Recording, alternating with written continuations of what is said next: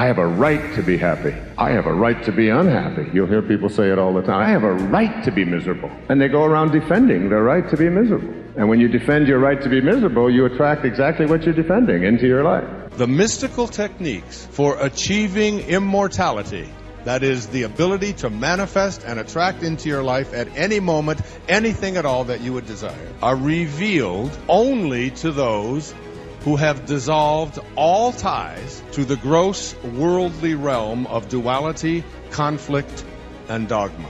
We are keeping ourselves from a destiny that we signed up for. Whatever you need will begin to show up.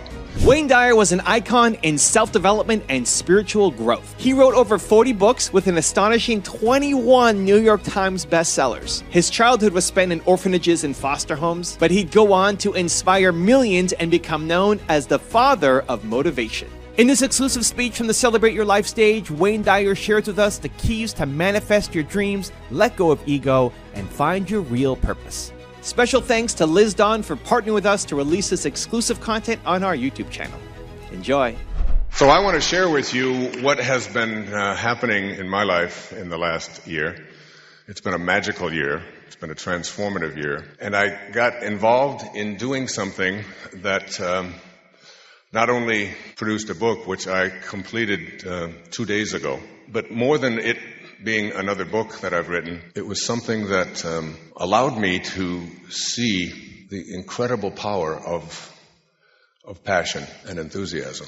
And when you get it in your hearts, and my objective in the short time that I have here with you today is to convey that to you. What you need, what you're supposed to do, how it will work out, what financing is required, what people you'll need, what circumstances you will need to align with the stars or whatever, all will be taken care of if you stay with your passion. And I'd like to suggest to you that whatever your passion is, and even if you don't know what it is, whatever the feeling you have inside of you that says to you, this is what you're here for, you have to do this, as absurd as it may sound, as ridiculous as it may appear to everyone in your environment, including your husband and your children and your wife and your ex-wife and your grandchildren and your neighbors and the people you work with and the people you encounter everywhere you go. It may sound like the most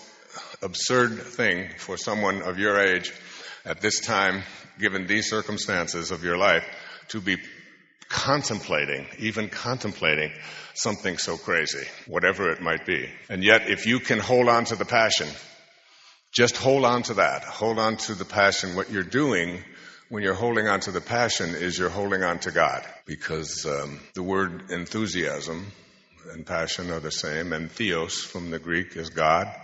Theasm means within. Enthusiasm is the God within you. The God within you. And this voice, if you read the 10 Secrets for Success and Inner Peace I put out for my children several years ago. I wrote it for my teenagers because I put down in there the 10 most significant and important ideas that I thought they should know long after I was gone. One of those ideas was the second one. It's called Don't Die with Your Music Still in You. That you came here with music to play. So not dying with your music still in you is a very important idea. It's one of 10 that I carried with me for a long time and wrote it so that they would have it and be able to read that and know what I was speaking about. But beyond that is something that I have come to know, and that is when you have that passion and you hang on to it and you don't let any obstacle come in your way, you're hanging on to God. And another synonym for God is love, right out of the New Testament. God is love, and he that dwelleth in love dwelleth in me, and I in him. So now we're looking at enthusiasm being something, or passion being something that relates to your staying connected to a field of energy that is dominated by something called love, and that is God itself. And we all have this wonderful choice as we come into this world. And the choice is whether we're going to stay aligned with that or not. The writing that I have been doing is from something called the Tao Te Ching. Now the Tao, the Ching, T-A-O, it's pronounced D, but it's Tao. Tao. The Tao Te Ching, the Great Way, was dictated, I should say, 2,500 years ago. It's the longest surviving spiritual text on our planet and the most sales of any other thing other than the Bible, the Tao Te Ching. And very few of us know very much about it, but you will. It's interesting because it was written and created at the very same time as the Bhagavad Gita, 2,500 years ago. Buddha, Lao Tzu were contemporaries, as was Confucius, Zoroaster, Socrates. All of these beings were walking on the planet at the same time. It was a vortex, an intellectual, spiritual vortex. Not long after people were just crawling out of caves, 2,500 years ago. Remember, we think of the Middle Ages. That was 1,200 or 1,300 years later. And this was 500 years. 500 years.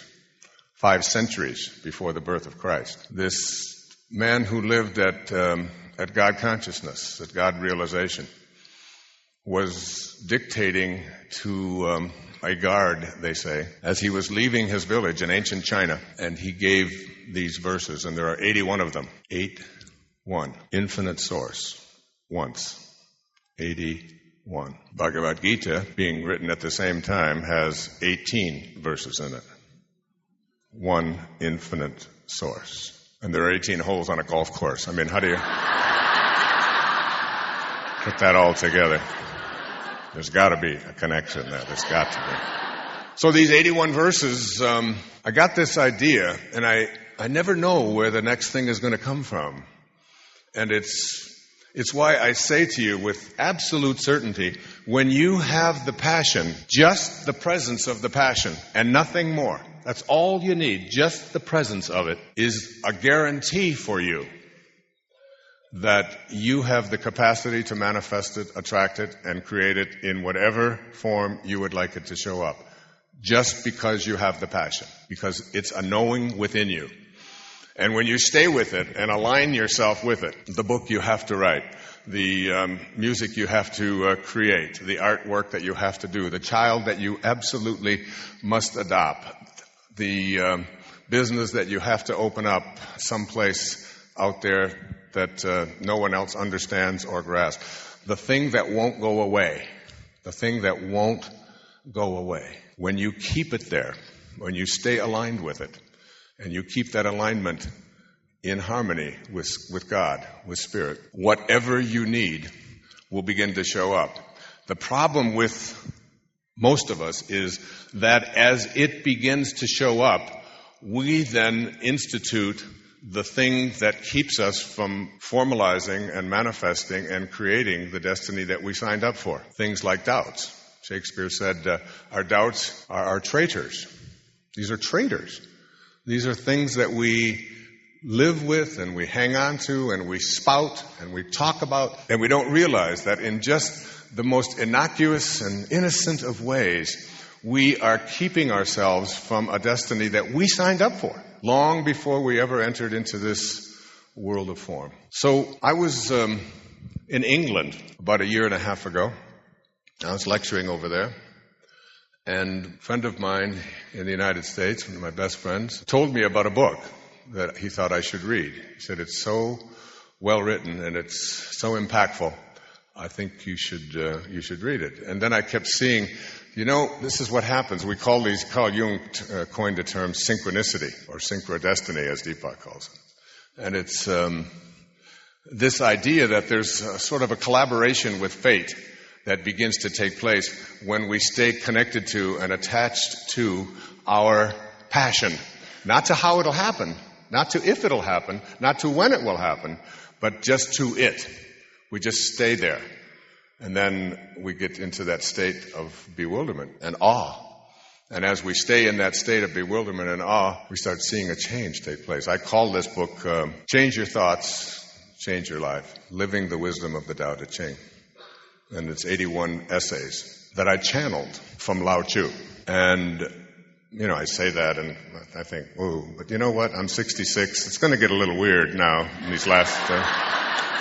And when it does, I'm going to point it out so that you don't think I don't know that it's a little weird that I'm channeling a 2,500-year-old Chinaman. But I want to tell you how this happened, and then end with something that's, I can't even wait to give you what's going to happen in the last hour. I can hardly wait to get to that one. It's so good.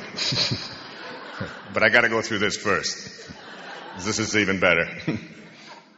So the book was called A Million Little Pieces. Many of you saw it, know about it. It became a huge bestseller. This was before anybody had spoken anything about it, James Fry.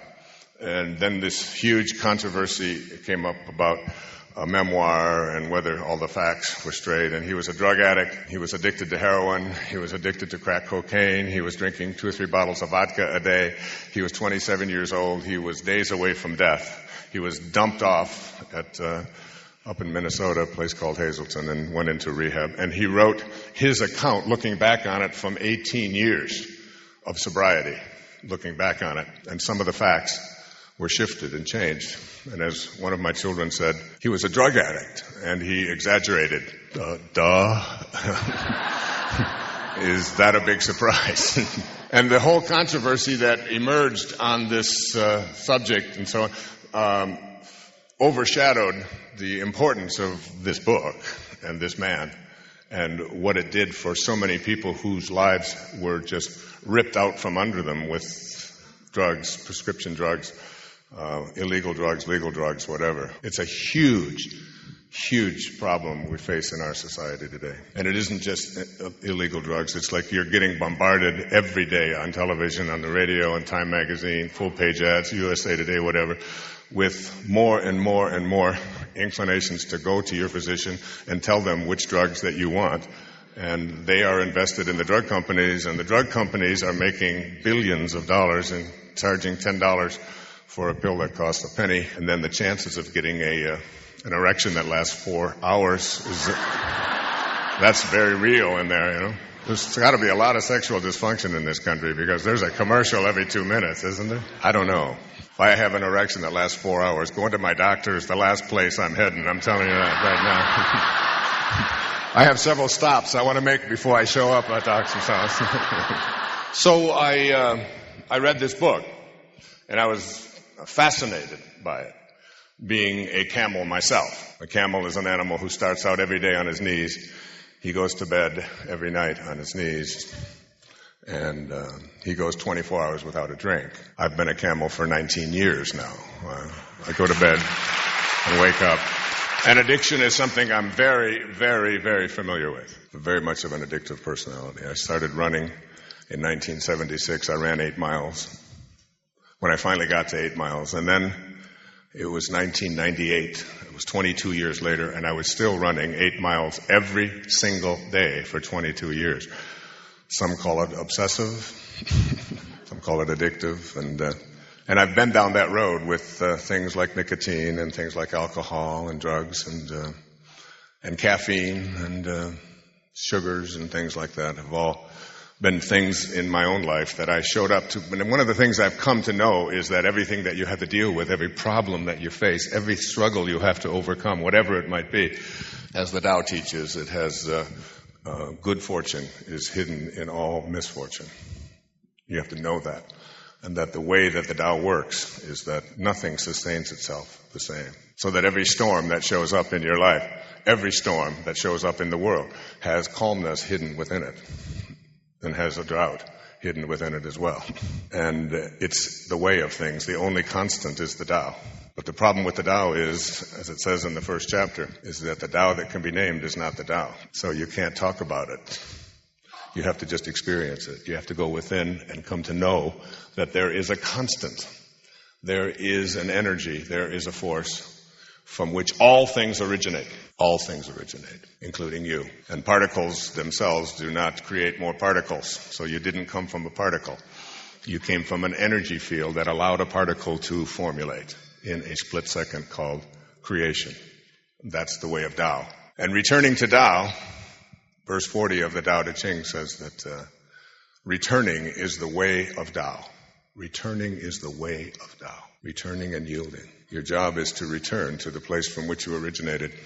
Now some, including the poets, suggest that the only way to do that is through death.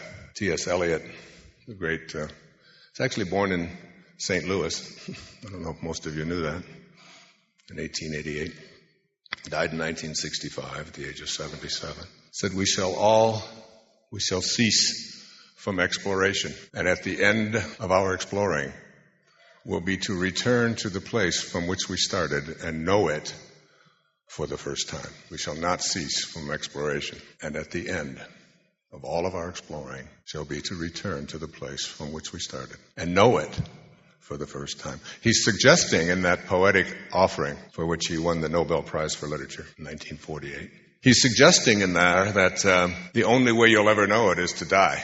You'll return to the place from which you came, and at your death you will know where you came from in that originating place and know it for the first time. Now, I don't like to argue with T.S. Eliot or Lao Tzu, but I would suggest that we can return and enter into a state of God realization and harmonize ourselves with Tao now and activate it and create it. And in the process, gain all that the originating force allowed or intended us to become, which is what we signed up for before we came. It's possible now, and I'll be talking a little bit later about how to access it and what happens when you do. For now, when you read, or if you do read A Million Little Pieces, you discover that this young man in his 20s, when he went into this rehab facility to overcome something that when people reach that level of addiction, very few ever survive it. People who do crystal meth, they say they have 6 out of 100 recover from it. 94 end up dying. And that's an epidemic where I live on Maui. It's called ICE.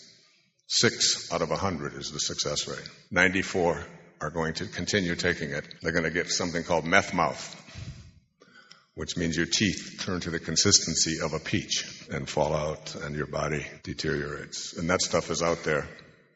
And that's just one. So he was doing that as well. But something happened to him in there, and he had a much bigger assignment, if you will, or sign up. Because while he was in this rehab facility, he refused to do the things that the program prescribed for him.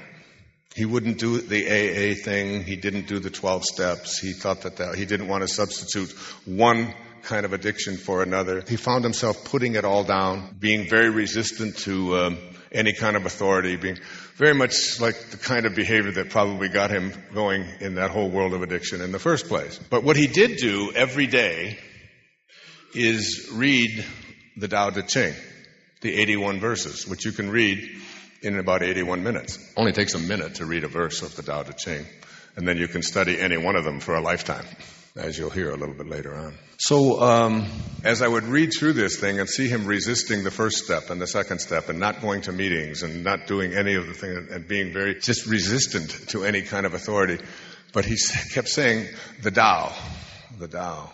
And all this time, while I was reading it, I knew about the Tao. I knew about Lao Tzu. I sort of had a vision of what he looked like, and based on paintings and renderings that had survived over centuries. But I had never really studied it. I taught a course in philosophy at a university back in the 70s, and I would do one lecture on Taoism, just sort of skim through it and get on to the real stuff, you know. Because the Taoists don't believe in a God that is a white, dead male in heaven floating around as a cosmic bellboy who is going to offer you, if you pray hard enough, to something outside of you. As Carl Jung, who was a Taoist, said that the surest way to lose your soul is to believe in a God that exists outside of yourself. The surest way to lose your soul. He also said that the purpose of organized religion is to prevent as many people as possible from having a direct experience of God. A direct experience. A knowing God. So the Tao doesn't teach about knowing about God. The Tao teaches about knowing God. And the Tao sees God in nature and in yourself and in all things, inescapably connected to all things, the source of all creation.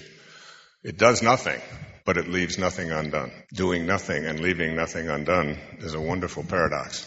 Try it sometime. I've been doing that, even in my swim in the morning on the ocean in the Pacific.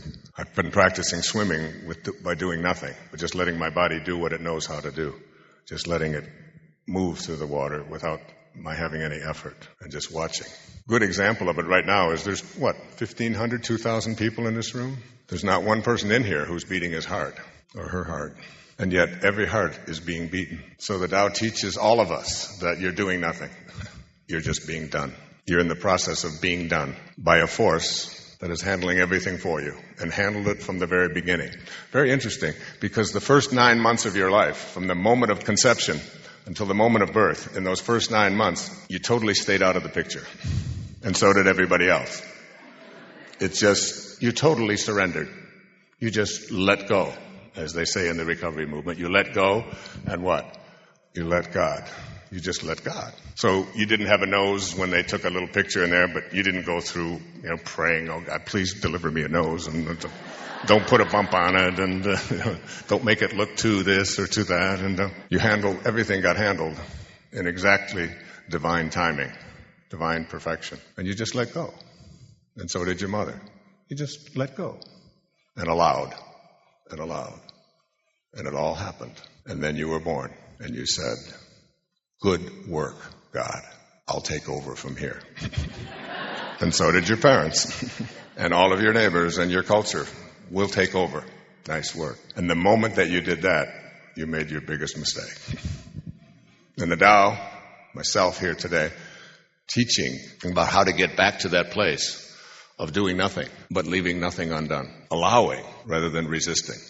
Not fighting. So synchronicities begin to happen when the passion is there. And I had finished this book on inspiration and this brand new book about balance called Being in Balance, which has just come out. I'm so proud of, about aligning ourselves and staying connected to our source and keeping a balance between our habits and what we desire. And as always, it's when you have the passion and when you know you're being used, when you start realizing that you're being done, like your body's being done, you know that. I mean, this is a city that has the largest number of plastic surgeons per capita than any city in the world. Yeah, right here, Scottsdale, Arizona. There's one right across the street when I was running this morning. About 400 doctors in there.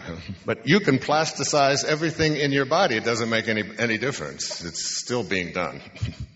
And it's going to leave in divine timing. Exactly when it was supposed to. There's absolutely nothing for you to be concerned about. In the moment of your conception, in the moment of your movement from spirit to form, your birth was handled. Your height was handled. The color of your eyes was handled. Everything that you needed, your body structure, was all handled for you. In the microscopic dot on a pin, you can put 1 billion of these. That's how tiny it was. And everything you needed for this journey was all handled in there. Your death must have been in there if your birth was in there, isn't it? I mean, it's just all, you're just being done. And if you could be done by staying in rapport with the source from which you originated and know it for the first time, really know it, the ability to be able to attract, manifest, provide what it is that you are here for would become something which would keep you bewildered. It would keep you in a state of awe. You would see it forming. Now, reading 1,000,000 Little Pieces, and I was in England, and I picked it up, and I set it down, and then I said, no, I don't want to carry it through because, it was heavy, and it was before it was in paperback, and I wasn't sure if I get back, and somebody had sent me a copy, and then I was sort of thumbing through it, and I gave it to somebody to read, and my children started reading it, and I sent it to one of my daughters who struggles with addictions even to this day, dramatically. In fact, she's right now working on her total sobriety. I've just talked to her half an hour ago, and you can't imagine how much peace there is in knowing that someone is safe in a place being helped. And wanting to do it, checking herself in. So, and then the author appears on a television show that I happen to be flipping through, and then, it's like it just keeps coming at you as if to say, I got something for you to do, and you already signed up to do it a millennia ago, or 2,000 millennia ago. How do I get your attention? You got to do it, because unless you just keep saying, no, I can't do that. or it won't work, or I don't have the ability, or I don't have the luck, or these kinds of things have never worked out for me before, or whatever it might be, those things that we call resistance begin to become our mode of dealing with it, and before you know it, resistance is what we start believing in, and then we start believing in our limitations, and we start arguing for them, and defending all the reasons why it can't happen, when all you have to do is be in love. All you have to do is be in love. All you have to do is stay in love. Stay in that place of ecstasy, and then just watch. Just watch. And you'll see it showing up in so many ways. I was still not knowing what this was about. I don't have a drinking problem. It's been 19 years. All right, that's recover. Okay, that's not still working on it. All right, that's not an issue. It's not even a possibility for me. But there it was. And the only thing that kept this man, who was destined to die in a few short months, from going back to it was the Tao Te Ching. Stephen Mitchell's version of the Tao Te Ching, who's an American. So I was thinking about it, and every time I talked to my friend, he would tell me about this, and you got to read this. And I said, read, I got so many other things I'm working on. And he said, you got to read this. I said, why are you bugging me, telling me what I got to read, you know? Do you know what I'm talking about? This is just my experience, but you get these. These things are happening to you now. Even being here, even something I might have said or something, whatever it might be already. Somebody's here who didn't even know they were going to be here this morning and still don't even know who I am. And you may be wondering, what am I doing here? And when's it going to get to the point? And what's what? And the point is you're here. And there's no accidents in this universe. There's an organizing intelligence that's supporting everything. The whole thing is all held together. That same force that's beating every heart in this room is holding the planet in alignment with all the rest of them, and opening the flowers and closing them and providing us with the trees and the food. And it's like the whole thing is all being done. And so I accepted a speaking engagement out in Wyoming, which I didn't want to take, last summer. In September, I guess a year ago last September, to speak for some Grand Teton conference or something out there. And I was speaking. I was in England, in fact, and when I left England, I told the woman that kept calling me, a lot like these two here, like Liz and Mother, giving me wonderful people, and I mean that. I said, look, I'm flying in from England, and then I've got to go to Wyoming, and I said, there's no flights for that, and I was, using all the things. I said, it's just not possible. I simply just can't go there. She said, there's no problem with that. We'll send a plane. Her sister's married to Oscar de la Renta, okay, who likes the sister as much as his wife. And so we'll send Oscar de la Renta's plane to you, and we'll pick you up. And I said, no, you don't understand. My daughter has got to, I don't do it unless she goes with me. And he said, that's no problem. She can get on the plane too, and then we'll fly her back to where there we were, flying across the country on this private plane, landing in Jackson Hole, and going off to this Grand Teton thing. And I did the talk, and that night, I met a woman who was also speaking the next morning and doing a workshop at the same conference. Her name is Byron Katie. I'm sure many of you have heard of her. She's a wonderful, wonderful being, one of my all-time favorite human beings on the planet. And I was going through some particular difficulty at that time, family and stuff, and when I finished my talk, about 11, she stayed up with me till almost 3 o'clock in the morning and worked with me doing something called the work. Her whole idea is that we have all of these thoughts. We have so many thoughts that we have every single day. The only problem is that most of them are not true. In fact, hardly any of them are. And yet we act as if they are, and we live by these truths that he must love me, and you must do this, and things must be that way, and none of them are true. The opposite is just as likely to be true of almost every thought that you have as the thought that you have. And she shows you how to do that in something called the work. Now we've put together a program together. I spoke with her out in Pasadena for an all-day workshop. They're putting it out, and we're like very, very close friends. So I'm talking to her, and she said, my husband is here with me. And I said, what's his name? Oh, his name is Stephen Mitchell. I said, oh, really? Yeah, she's married to the guy who translated the Tao Te Ching. All right. So I said, enough. In Hawaii, they have this thing, it's called, enough already. That's how they talk, right? So I said, I began reading through it, and then I saw the whole controversy, and I just felt that he didn't get a fair shake there. You know, I really, I think when you have a choice to be right or to be kind, picking kind is really important, and he made a big mistake by not having a disclaimer at the beginning that some of the facts had been changed. But the man had helped so many people, and you know what? After I read it, I picked up the phone because his publisher had dropped him, and I said, look, I talked to Louise Hay, who's my publisher, and I said, you know, they're going to drop this guy from publishing, and she said, whatever he wants to publish, we'll publish, and we'll pay them whatever he was being paid. That's Louise. So I called, I got his number from Stephen. He had also forgotten to give credit to Stephen for the Tao Te Ching quotes throughout the Million Little Pieces, but he didn't know. He didn't know. And as soon as he found out, he corrected it, which he was willing to do with everything else as well. He's such a decent, really good, beautiful human being. And I called him and I told him about my daughter who was in rehab and was struggling with addictions and all of that. And he said, what's her name? And I said, look, if you just talk to her for 5 minutes, just for 5 minutes, because she read your book, it would mean so much to me, so much. And he said, I'll talk to her for 5 hours or 5 days, or I'll move in with her for 5 weeks if that's what it takes. I'll do whatever it takes to help her. And he did, and called her and encouraged her to stop the bullshit. As he said, stop all of the excuses and get on with your sobriety. And it made a huge impact in her life. So you can imagine I'm a bit of a fan. So this thing from this, called the Tao Te Ching, which he told me, he said, I read it every day.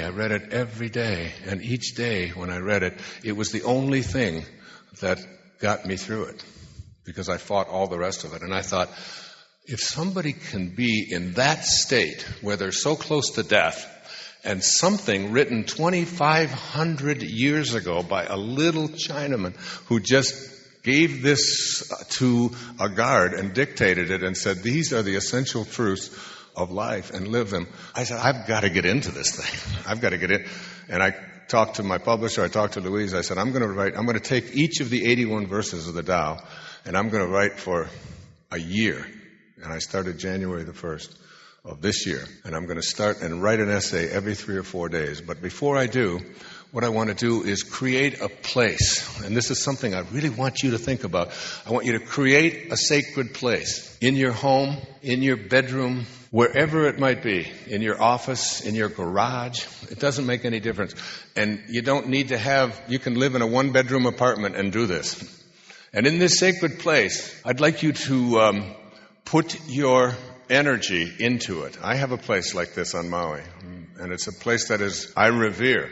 It's just a little dining room. But in it, it has everything that has sacred value to me in it. Books that people have sent me, photographs, crystals that people have offered to me in the way of... I had 4 different drawings of Lao Tzu, and I had them framed 8 by 10, and I have them right there as I look at them, along with one of Sai Baba, my teacher who comes and visits me in my soul and my dream and my heart, and has the gift of fish and loaves on this planet today. We'll be celebrating his 80th birthday in 2 weeks. Is this person who has this gift of fish and loaves has manifested for me a Ziploc bag, a quart bag, you know, like the kind you take on the airlines, filled with vibhuti. My answer to the airlines and not taking shampoo on a plane is right here. I want you to know. So in this sacred space where I light a candle every morning, in fact, I light 3 candles. One to Lao Tzu, one to Ralph Waldo Emerson, whose 8 by 10 photograph is in front of me, and one to Sai Baba. And they are there. And it may sound silly, but what happens as I walk by this sacred spot in my home where I do this writing with all of these things that are in it, as I walk by, I get up at 3 o'clock in the morning, as you know, if you watch the PBS show, between 3 and 4 every morning. And in that quiet time, when you're closest to God, as again Rumi said, the breeze at dawn has secrets to tell you. Do not go back to sleep. Do not go back to sleep. You're all awakened between 3 and 4, virtually every one of you. That wake-up call is not an accident. It's a universal human experience. It's the quietest time. It's the time when there's the least distractions. God's one and only voice is silence. Silence. that place where you can be connected. And as you get up and fill your body with the supplements that you take, with the antioxidant drinks that you take, with whatever it is, the nanogreens that I drink, and all of the things that I fill myself with in the morning with this healthy, wonderful feeling of good things going through my body. Not coffee, not cigarettes, not poisons, but really life-affirming food. And as you walk by this place with the candles burning and so on, it will draw you into it. It will draw you there. You feel as if you have to enter this space, whatever it might be, your sacred space. And when you sit down in that space, in the middle of the night, and allow yourself to know that what you are here for is now going to be made manifest for you, you begin to allow it to come through you. Now, come on, everything is channeled. God writes all the books and builds all the bridges. I mean, who do you think is delivering this talk? This is just Renawayne Dyer. This isn't me. This is like these words that are coming here from where? Where are they coming from? Who owns these words that come here and go into this little thing that I'm holding in my hand and titillate the stapes in your ear so that you can hear these vibrations? We don't own any of this stuff. This isn't mine. I don't get any of this. I get the royalties. But it's not, it's like you begin to realize that you can be used as an instrument, as a vessel for anything. And when you get your ego out of it, and that's what Lao Tzu teaches more than anything else, about leadership particularly, and this is that the great leaders emulate the ocean. And what is the ocean but the greatest source of power on the planet? And why is the ocean the greatest source of power on the planet? Because it stays low. All of the rivers and all of the streams are all in work at flowing toward the ocean. It all flows back. And it flows back because the ocean doesn't lord itself over anyone. It practices radical humility. It stays low. It interferes not at all. It just allows. It allows everything. Non-interfering is probably the basis of the Tao. And we need to have an awareness of this in our leaders. Eventually, leadership, political leaders, community leaders, business leaders, when we have enough of us, and I'm doing a weekend seminar on living the Tao, inviting people from all over the planet to come to Maui next October and to be there for a way of living the Tao and putting it into practice everywhere in our lives. So that, I think it's the 57th verse of the Tao says that any country which has most of its energy invested in weapons is not of the Tao. And any country that has most of its energy invested in building homes and growing food for the masses and not interfering with them is connected to the Tao, is living the Tao. From a great distance, if you were to look at this planet. Now, I've been writing from a distance for the last year. Yesterday morning was the first morning this year that I got up and I didn't have to, I wasn't required by my inner passion to study the next verse of the Tao and then walk it for a day and then think about it and meditate it on a day. What a job. An incredible job. I can't even imagine what they pay me for. That's all I have to do is get up, read the Tao, ask, and then meditate on it, swim on it, do yoga on it, all of the things that I do every day. And then one day, before I write it, look at these pictures of Lao Tzu, one sitting on an oxen, and ask him, you wrote it 2,500 years ago. The language is a little different than our language today. How do people apply this today in the 21st century? What would you say? And then I just put my arm on the table and allow it to flow through my heart and onto the page with my little purple pen and my white pad of paper. And writer's block is impossible when you're living your passion. When you're living your passion, you're living with God. When you're living with God, you're living love. You are not, and what does the Course in Miracles say? There's only two emotions. What are they? Love and fear. And all that is love, what? Cannot be fear. And all that is fear cannot be love. So fear and God are opposites. There's no fear, there's only love. And when you're in love and allowing, there's no blockages, there's no obstacles. All you have to do is align yourself in such a way that you allow it to happen. One of the great books that has just came out last week. I spoke up in San Francisco, and I had 10 cases of these shipped up there in San Francisco. This is, to me, the profound teaching on the planet today. I learned so much from this. It's called The Law of Attraction. Esther and Jerry Hicks just came out. And it's all of the basics of the teachings of Abraham. So from a distance, it's a beautiful book. It's really worth reading. It's one you want to study. The teachings, I'll go a little bit into it a little bit more later on.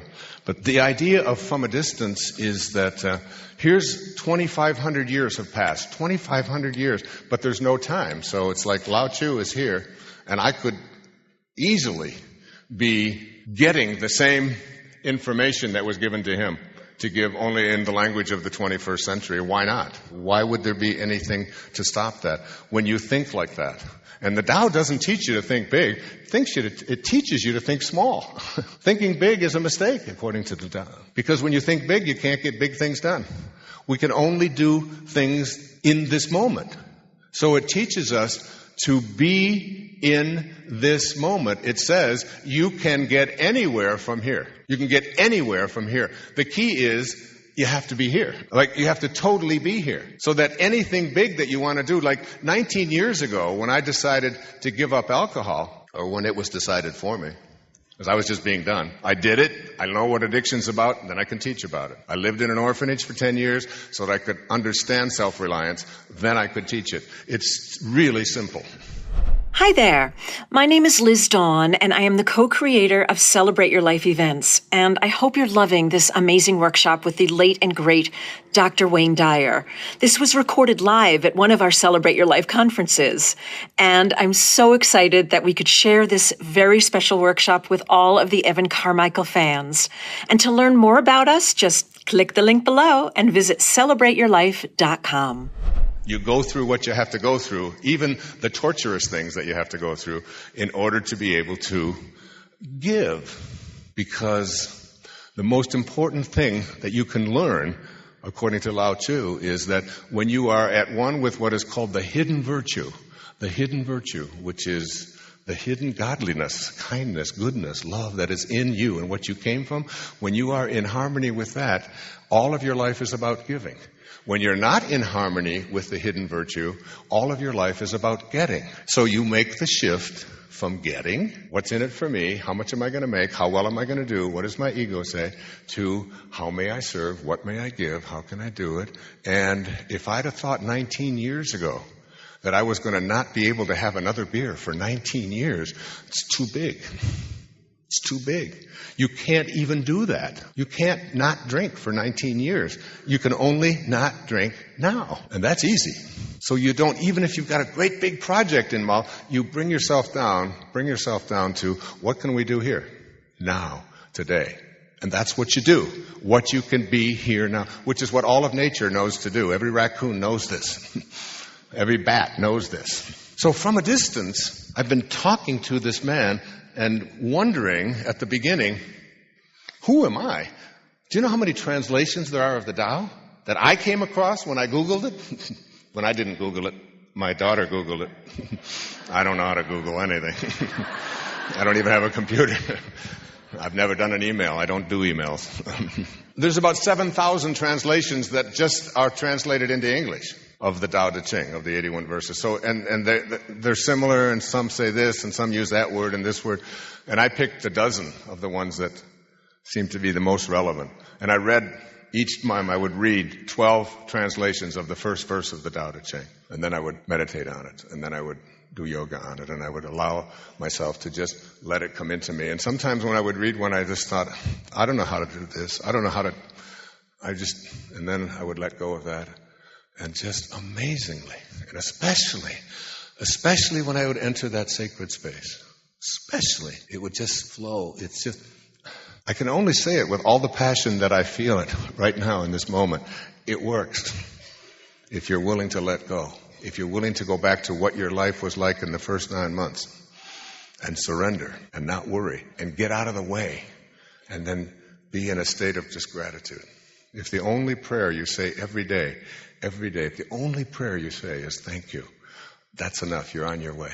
It's staying in that state of gratitude and knowing and never fighting it. And whatever comes, even if it doesn't make any sense to you whatsoever, you embrace it. You embrace it because that passion that you feel is God speaking to you, saying, don't die with your music still in you. Don't get to that place. Everything looks different from a distance when you get back. Imagine stepping back and looking at this entire planet from a distance. And I kept thinking about that. And every time I would look at this picture of Lao Tzu and I would ask, and then the day before, the writing would be so sweet, so perfect. And I'd call my editor and I'd read it and I'd say, I'm Lao Tzu. What's going on here? I'm going to be speaking Chinese next. It was overwhelmingly powerful to do this. And then I heard a song. It was written by Julie Gold in 1985, and it was sung by Bette Midler in 1990 at the outbreak of the Gulf War. It touched me to a point where I got that gooseflesh, which I'm getting right now when I heard that song, written by a 30-year-old girl. There's so many beautiful words in that song. I mean, does that war make any sense from a distance? I mean, when we look back at training people to go and kill other people, the Tao says the people, when you go to war, it says that the people will prevail who have no enemies, even if they have to go to war. And that all victories should be treated as a funeral. As a funeral. And an apology needs to be offered to all of those who were vanquished, saying we just didn't know a better way, but we'll figure one out. No enemies. Imagine a world in which there are no enemies. From a distance, I've been sitting there writing across the miles and across the centuries, listening to someone speak to me. When I don't even hear the voice, I just let it flow. And it flows out in perfect harmony. 540 individual pages, handwritten, which will be edited, all without one moment of doubt, without one moment of consideration for writer's block or not knowing whether it will happen. From that same perspective, for every single one of you in this room, there is an awareness that there is something grander and greater that awaits you when you get back to that first 9 months of your life, where you surrender and let go and allow it to come and flow. I want to read something to you from Carl Jung, who was a Taoist. I mean, he lived and talked and wrote a lot about the Tao. I was a Jungian therapist. I was trained in that discipline many years ago. It's called The Stages of Life. Now, there's a morning and an afternoon of your life, which is I'm going to write next. Starting January the 1st, I'm going to start on this. The morning of our life doesn't have anything to do with your age. Some people never have a morning of their life, like Jesus, Lao Tzu, Buddha, Zoroaster, the great spiritual teachers. They just show up, and they don't have to go through certain kinds of things that we are trained. But I had a morning of my life and an afternoon, and I'm in an evening. The morning of our lives, we are taught certain things from the time that we emerge from the womb. And what we are taught when we emerge from the womb is almost everything the opposite of living Tao consciousness, living the hidden virtues, living God realization. In the presence of a God-realized being, the laws of the material world do not apply. They just don't apply. Healing can take place instantaneously for anything. The right person can show up right out of nowhere in the biggest surprise that you've ever had. You can be in more than one place at the same time. You can manifest whatever it is that you need. It'll just be there. And it'll be too weird for you, but it'll just, there it is. When you get in the presence, or when you yourself enter God realization, that's what I'm calling the afternoon of our life.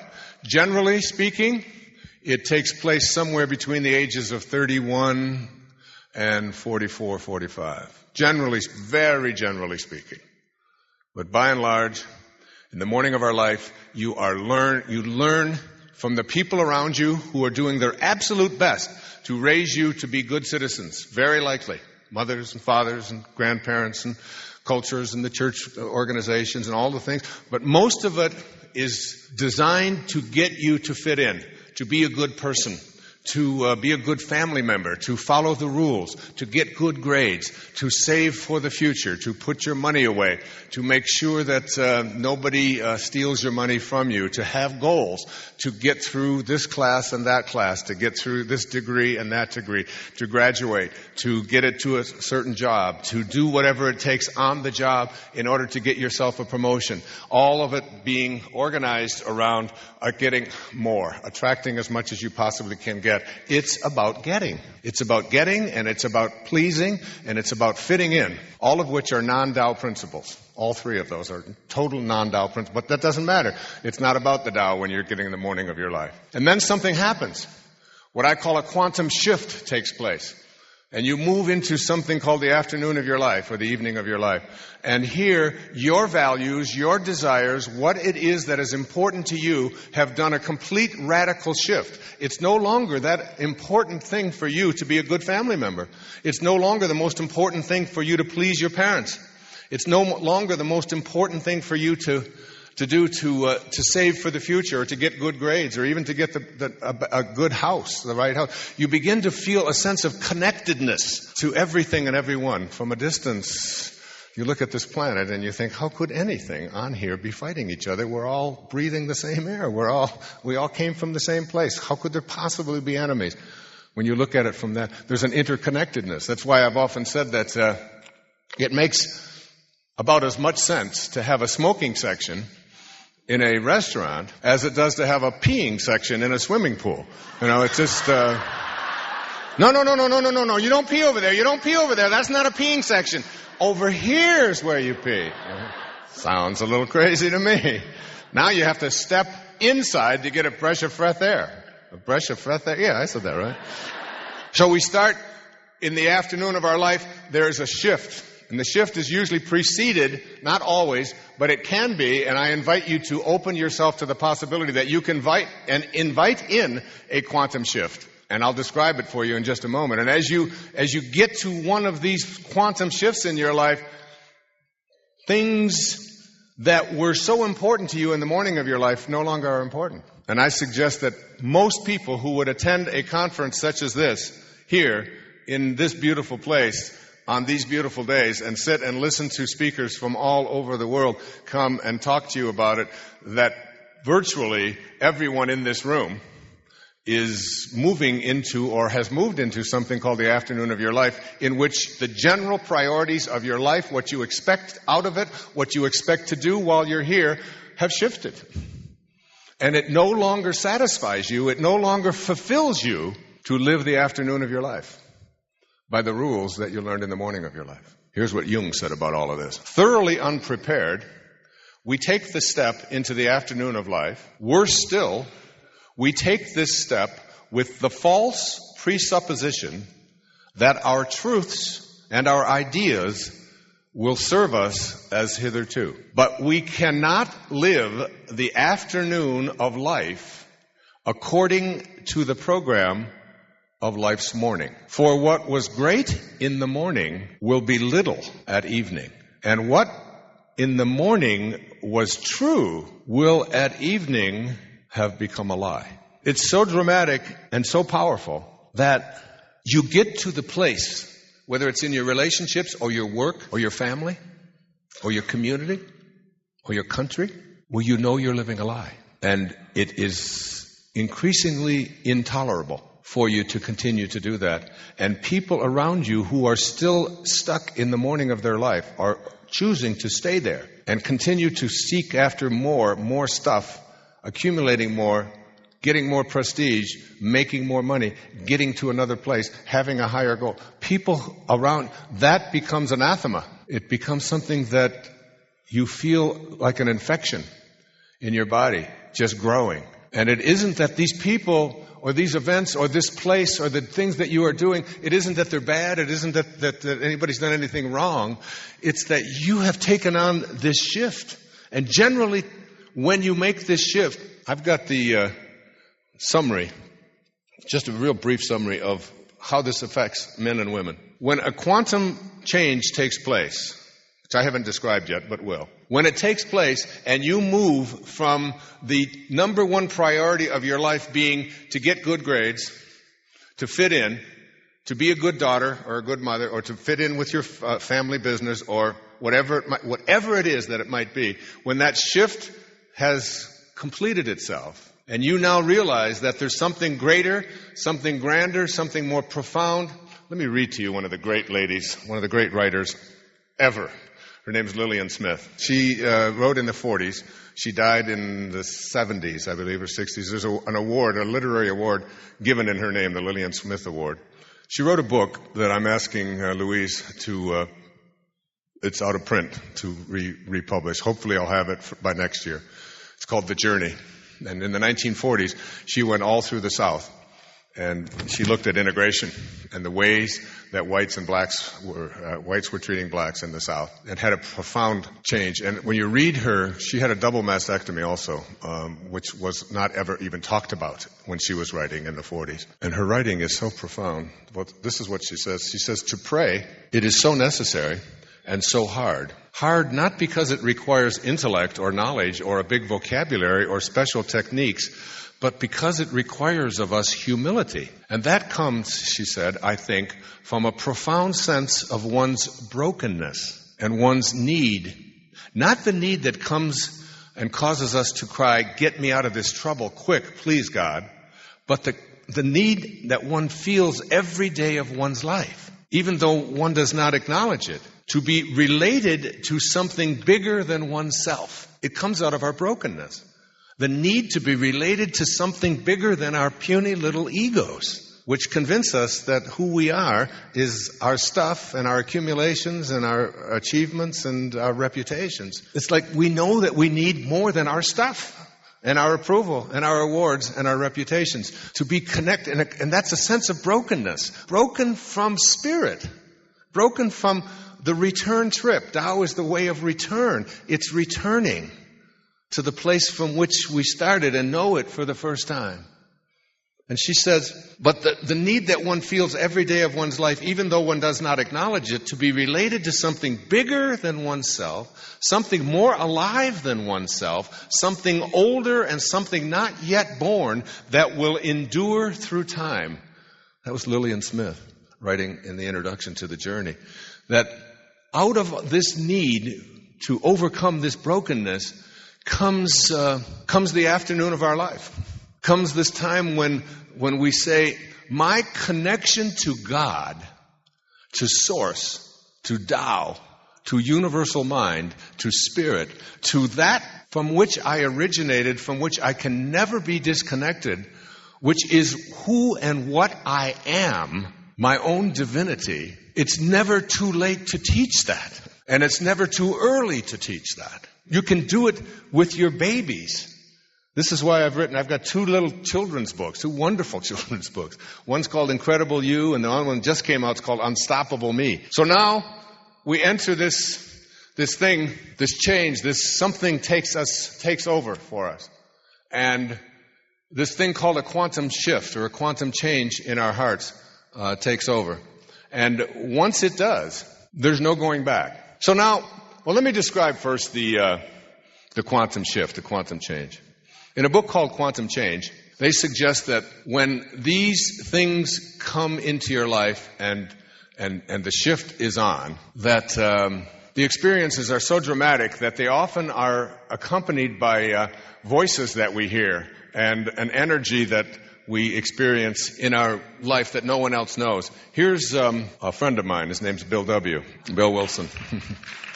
Yeah. For those of you who don't know why they're clapping, he was the founder of Alcoholics Anonymous. And before Bill W., when you had alcoholic psychosis, you just died. It was incurable. And he found something where he brought spirit and God and helped people to return to the source of well-being from which they originated and to live from there, which requires nothing external to ourselves in the way of substances. And he said these words about this, it's called the mystical type of quantum change. He said, "My depression deepened unbearably, and finally it seemed to me as though I were at the bottom of the pit. I still gagged badly at the notion of a power greater than myself." That's the ego at work. "But finally, just for a moment, the last vestige of my proud obstinacy was crushed. All at once, I found myself crying out, 'If there is a God, let him show himself. I am ready to do anything, anything.' And suddenly, the room lit up with a great white light. I was caught up into an ecstasy which there are no words to describe. It seemed to me, in the mind's eye, that I was on a mountain and that a wind, not of air, but of spirit, was blowing. And then it burst upon me that I was a free man." A wind of spirit. It happened for me when I left drinking 19 years ago. It was 4:07 a.m. and I awoke, and I had been thinking about this whole thing because I wasn't, and I never have been, and I am not now, an alcoholic. I drank every day. I drank 2 or 3 beers in the evening. I was never drunk. I just walked away from it when I had enough. None of the symptoms of alcohol. I've had many other labels that I've placed on myself, but that happens not to be one of them. I had a teacher in India who told me, if you want to reach the level of consciousness that you were destined to reach, and that is your vision, you have to leave alcohol behind. And I said, I have no trouble with that. I just want to have a couple of beers each day after I run. And he said, no, you will do it, and when you do it, it will be easy. And I awoke at 4:07 a.m., and I couldn't remember a day in the previous 15 years that I hadn't had at least 2 or 3 beers. And the room changed. There was almost like a spray in the room. It was, I can still smell it. It was a smell of almost like roses in the room. And I can remember everything that was on the dresser. I can remember the clothes that were hanging in the closet. I can remember the color of the sheets, exactly what I was wearing at that moment. Everything about that room I can still remember. And in the quantum change, they said there are 4 qualities or characteristics that come to you when you experience one of these shifts, and you can call upon it. 1 is that they are always a surprise. 2 is that they are extremely vivid. Very vivid, almost as if you're looking through different lenses and the colors get sharper and brighter. They are also always benevolent. That is, they are always, you feel like you're in the presence of something that is just overwhelmingly loving. Getting it now. It's like a kundalini. It's like a warm shower just running up and down your spine. It feels like pure love. It's why I always enter the room from the back. You can feel the love. You can feel that. And in one of those moments, you're in a benevolent experience. And 4th is that it's always enduring. So it's surprising, it's vivid, it's benevolent, and it endures. And it's 19 years later, and it happened yesterday. There was never even a thought of having alcohol again. And it wasn't like I stayed away from it. I worried about it. I didn't go to places. It was just out of my life. It was one of those quantum shifts. Now, you don't have to have a moment like that. It doesn't have to be where you have this magnificent kind of hearing a voice. Many people do hear voices. It can be anything at all that is so profound for you that you know that you have been visited by a force that you have always been connected to, but you're now listening to for the first time. And when it happens, for women, before one of these experiences, their number 1 through 5 priorities in their life, when asked to list the values that were most significant to them out of 60 choices, they picked 1, taking care of my family, 2, being independent, 3, having a career, 4, fitting in, and 5, being attractive. Those were the qualities and characteristics, the values that women picked. After one of these quantum experiences, the number 1 priority was their personal growth. The second was their self-esteem, feeling good about myself. 3rd was spirituality and staying connected to God. 4th was a sense of happiness, my own personal happiness. And 5 was living in a spirit of generosity and giving. That was the shift that took place. That's a major shift. From taking care of my family to my own personal self-esteem and feeling good about myself. Now for men, before and after, the number 1 through 5 qualities or characteristics, values out of the top 60 listed was, for men it was this is before one of these quantum shifts, was wealth, the accumulation of wealth, which is what we're trained in, isn't it? Secondly, was a sense of adventure. Third was feeling a sense of achievement in my life. Fourth was my own personal sense of pleasure. And fifth was to be respected by others. After one of these experiences, a visitation from Tao, a reconnection to Source, the number one quality and characteristic of a man, and this happened for me for sure, was spirituality. The second was personal peace. The third was family, taken care of and loving family. The fourth was living God's will, or living at God realization. And the fifth was honesty. Look at the shifts. Look at what happens, what takes place when these kinds of shifts come into our lives, when we go from the morning of our life, when our primary purpose in life is to live out this ego. And the ego is this idea that we have of who we are that says who I am is what other people think of me, and who I am is what I accumulate, and who I am is what I achieve. And that's the whole focus of my life. And the problem with that as a perspective of a way of living is that if you are what you have, then what you begin to realize is that when you don't have, then you aren't. And if you are what you do, and you no longer can do, whatever that can do is, then you aren't. And if you are what other people think of you, and what other people think of you changes, which it always does, then who you are has no substance, no value. It's located in something outside of yourself. So it's ephemeral, and it's devastating if you want to get to the end of your life and not be able to, not have to say what Ivan Ilyich, Leo Tolstoy's famous character in The Death of Ivan Ilyich, said as he was lying on his deathbed, looking up at his wife whom he despised because he felt that she was responsible for all of the things that he had to do that he was unhappy with. And he looked into her eyes as he was dying and said, "What if my whole life has been wrong?" Can you imagine anything? I mean, just even saying that, it just is hurts inside. What if you had to go to the end of your life and say, what if my whole life has been wrong? And I think about these quantum moments and how they can come and when they can come. And there's a lady here in the room who has become one of the closest people in the world to me, someone I adore. Her name is Immaculée Ilibagiza.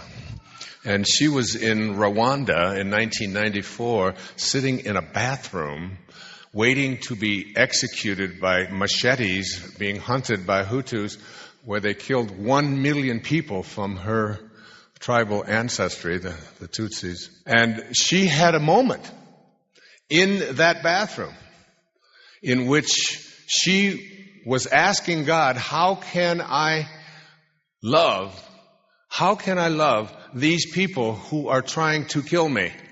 And she was being hunted every day from April the 7th until July the 4th or 5th of 1994. And they spared no one. And she was told in a voice, you must love them. You must be able to send them love. And she said when she finally got that, a cross was placed across the room, an invisible cross that only she could see.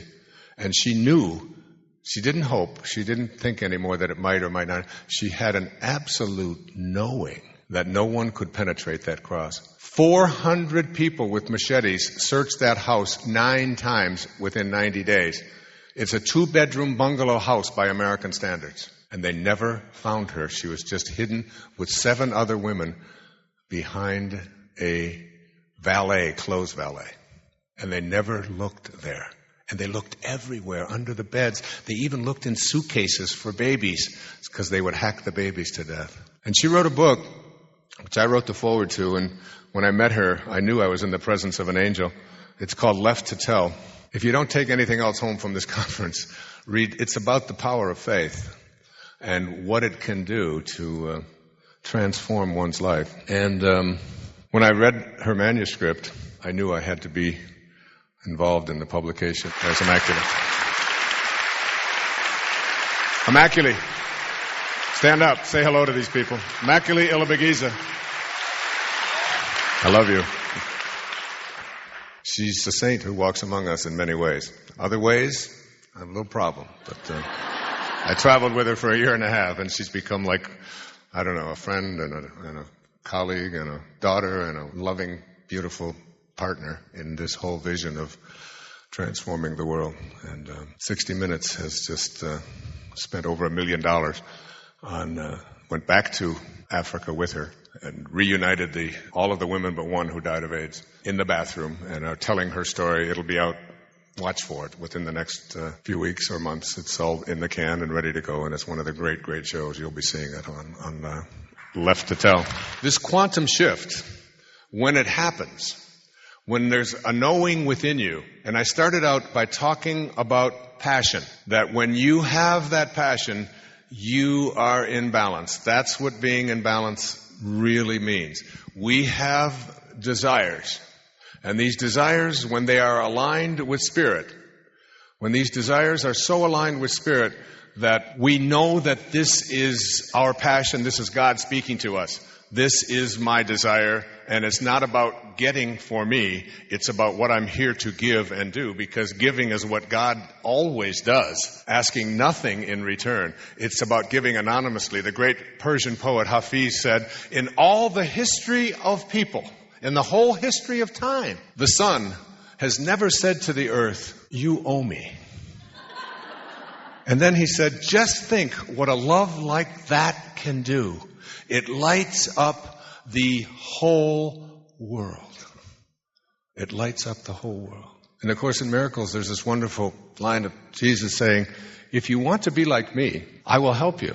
If you want to be like me, I will help you, knowing that we are alike. If you want to be different than me, I will wait until you change your mind. And you will change your mind. You may have to get back to that place, and the only way getting back to it may be to die. But you will change your mind. Now, I had a letter come to me that is so illustrative of all that I have been speaking here about this idea of quantum shifts, the interconnectedness of all things, and the awareness that we can get into the afternoon of our life, live out what our highest values are, and access whatever it is that we need by having passion about the outcome never being in doubt. Just having that passion. And the question is, can you do it? The question is, can you have the knowing? I've gotten this sort of reputation for being able to heal animals. I can't do it with people, but animals, for some reason, I have a very deep connection to St. Francis. And people, when they brought animals to me with like these huge tumors, cancerous tumors and so on, or a cat with leukemia, and I presented these cats, and for some reason, and when they say, can you do this? I say, absolutely.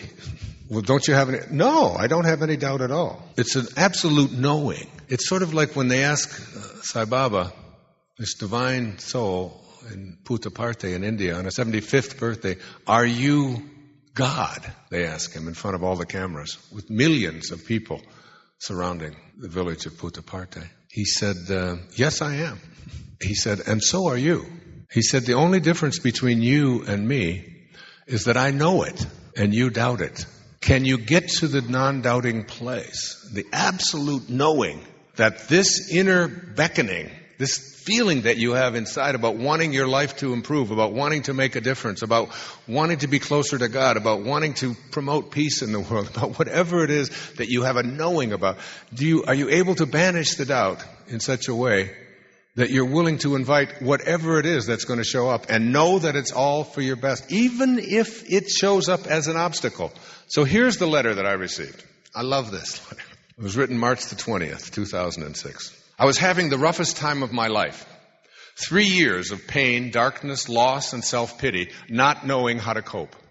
As usual, I got up early to feed my horses, opened the glass door, and at my feet was a tiny baby bird covered in down.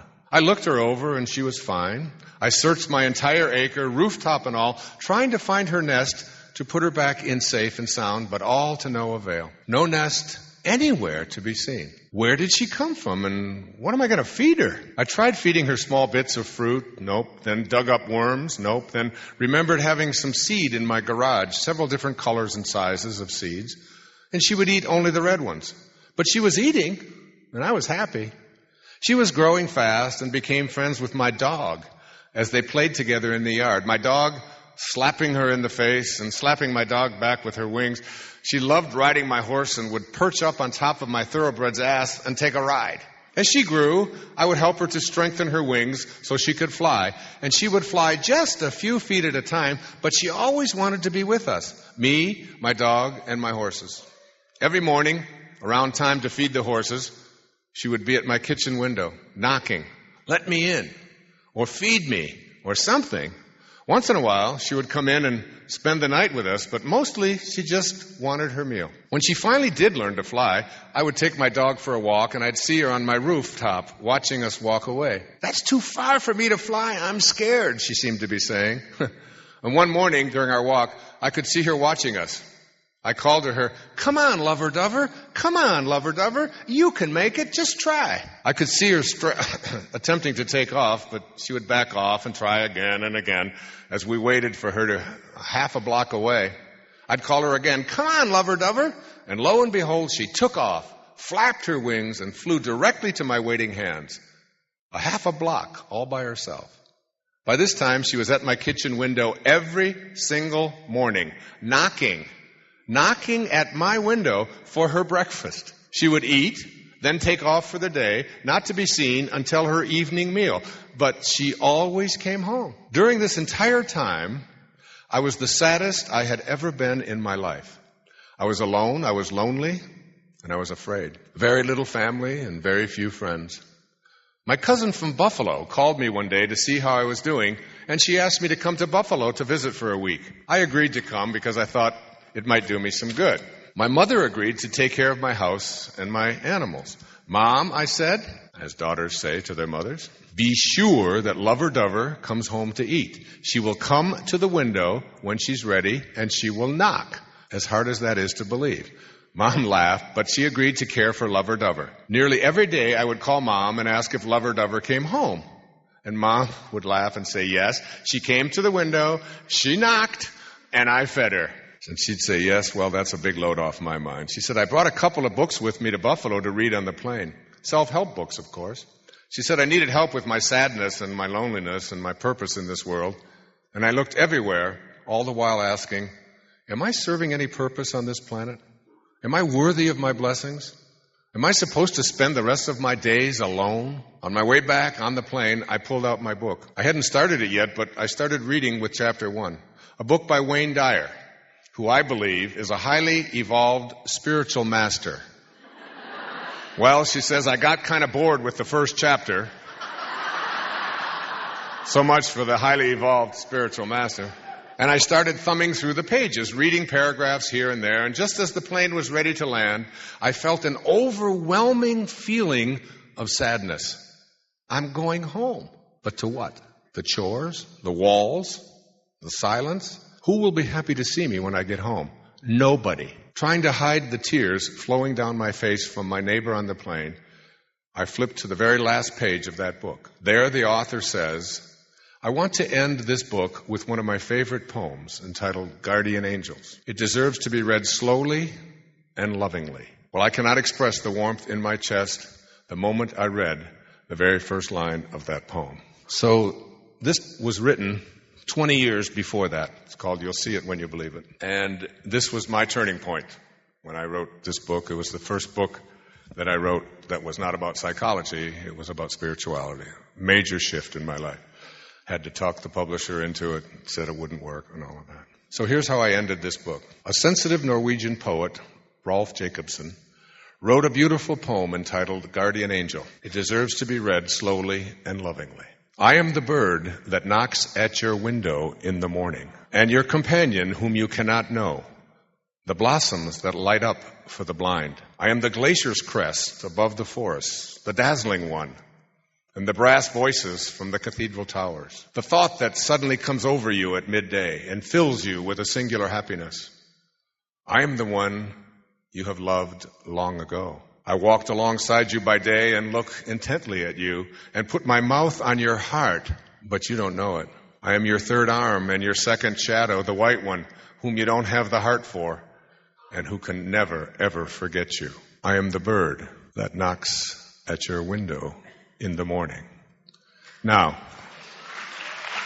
this book, the ending of that book, I don't have the time, but it could take me an hour to tell you the struggle I had about whether to include that poem in that book or not. I put it in, I took it out. I called my editor in New York. I said, I don't really think it's an appropriate ending to this. She said, then take it out. I said, okay, take it out. 24 hours before it was to be published, I put it back in. 12 hours before, I took it out. And the last hour before I had galley deadlines, I called up and said, put the damn thing in. I can't get it out of my mind. What's the connection between, am I doing it or was I being done? And was Rolf Jacobson in Norway writing this poem knowing about this woman out in Nevada who was desperate and lonely? Listen to the conclusion of her letter. Needless to say, I was overwhelmed by the message I had just received. Coincidence? I think not. That was one of the first times I had a genuine smile on my face in 3 years. It was the start of my healing and a blessing in disguise.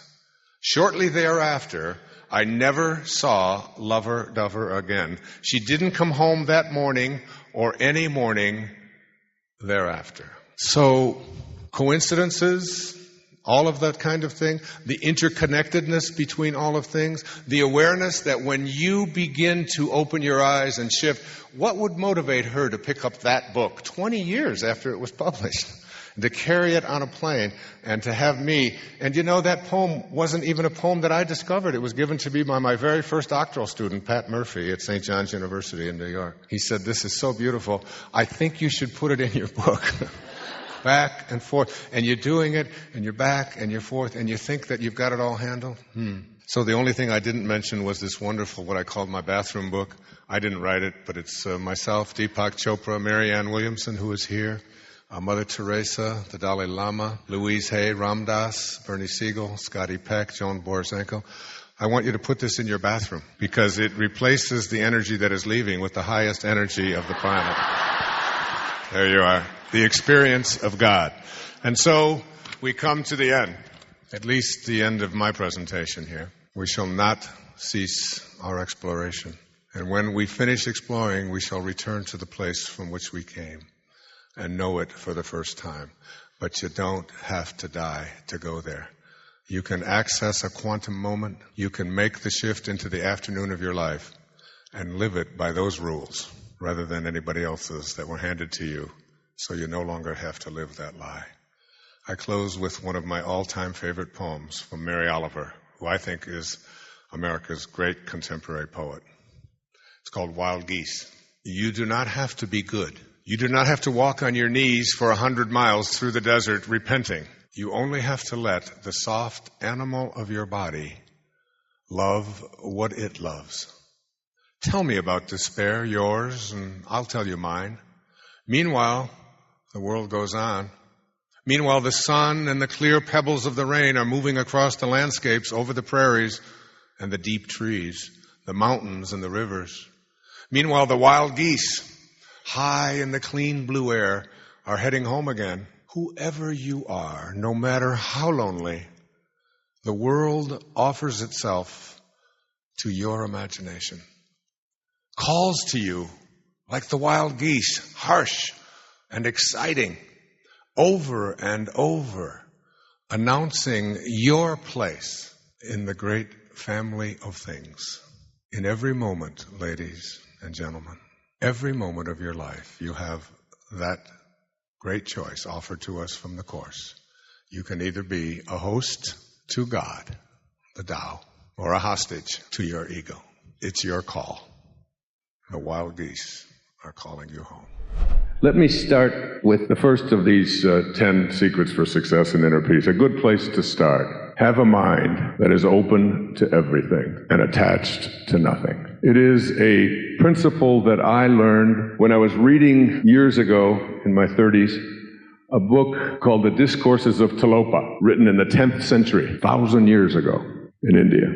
a Vedantic scholar. And he was suggesting that a closed mind is one that says, my experiences have taught me that that's not possible. I suggest to you that you change that and rid yourself of that kind of a thought. If someone says, I would like to teach you to levitate, don't automatically assume that levitation is impossible. If I were to ask by a show of hands, how many people in this room believe it's possible for you to levitate, all of you would be right, whether you raised your hand or you didn't. If you don't believe that it's possible, it won't be. If you do, and you decide to put unbending intent on it, it will become. I was in Boston, Massachusetts one time, and I watched the yogic flyers. What a fascinating experience. They sit with their bodies in a yoga position, that is, their legs crossed, and their hands crossed. And I would like you to imagine yourself in that position, with your hands up here and both of your legs crossed together in a yoga position. And then I would like to ask you, how high do you think you could raise yourself up through your will? And they took the greatest gymnastic Olympic athletes, and the highest any of them were ever able to get was about 5.5 inches off the ground. And they couldn't stay at all. They went up and right back down. These are the people who have the strongest muscles and the greatest athletes, if you will. And we watched these yogic flyers, and they had 6 rows, and they had all 6 of them sitting here. And then they had hurdles, 24-inch high hurdles in every lane. 24 inches high, low hurdles. And they had, I think, 8 of them, or maybe 10, and then they had a mat at the end of the wall down here. And they were having races, the yogic flyer races, the Olympics. I love this. And off they would go, and they would start bouncing, bouncing, bouncing, bouncing, bouncing, and their eyes closed, bouncing, bouncing. And they'd come to the hurdle, and they would go deep within, and their bodies would go up and over the hurdle. And they go back down. And they go do-do-do-do-do. Their bodies would go up, they'd go over the hurdle. And they did this for 6 or 8 hurdles.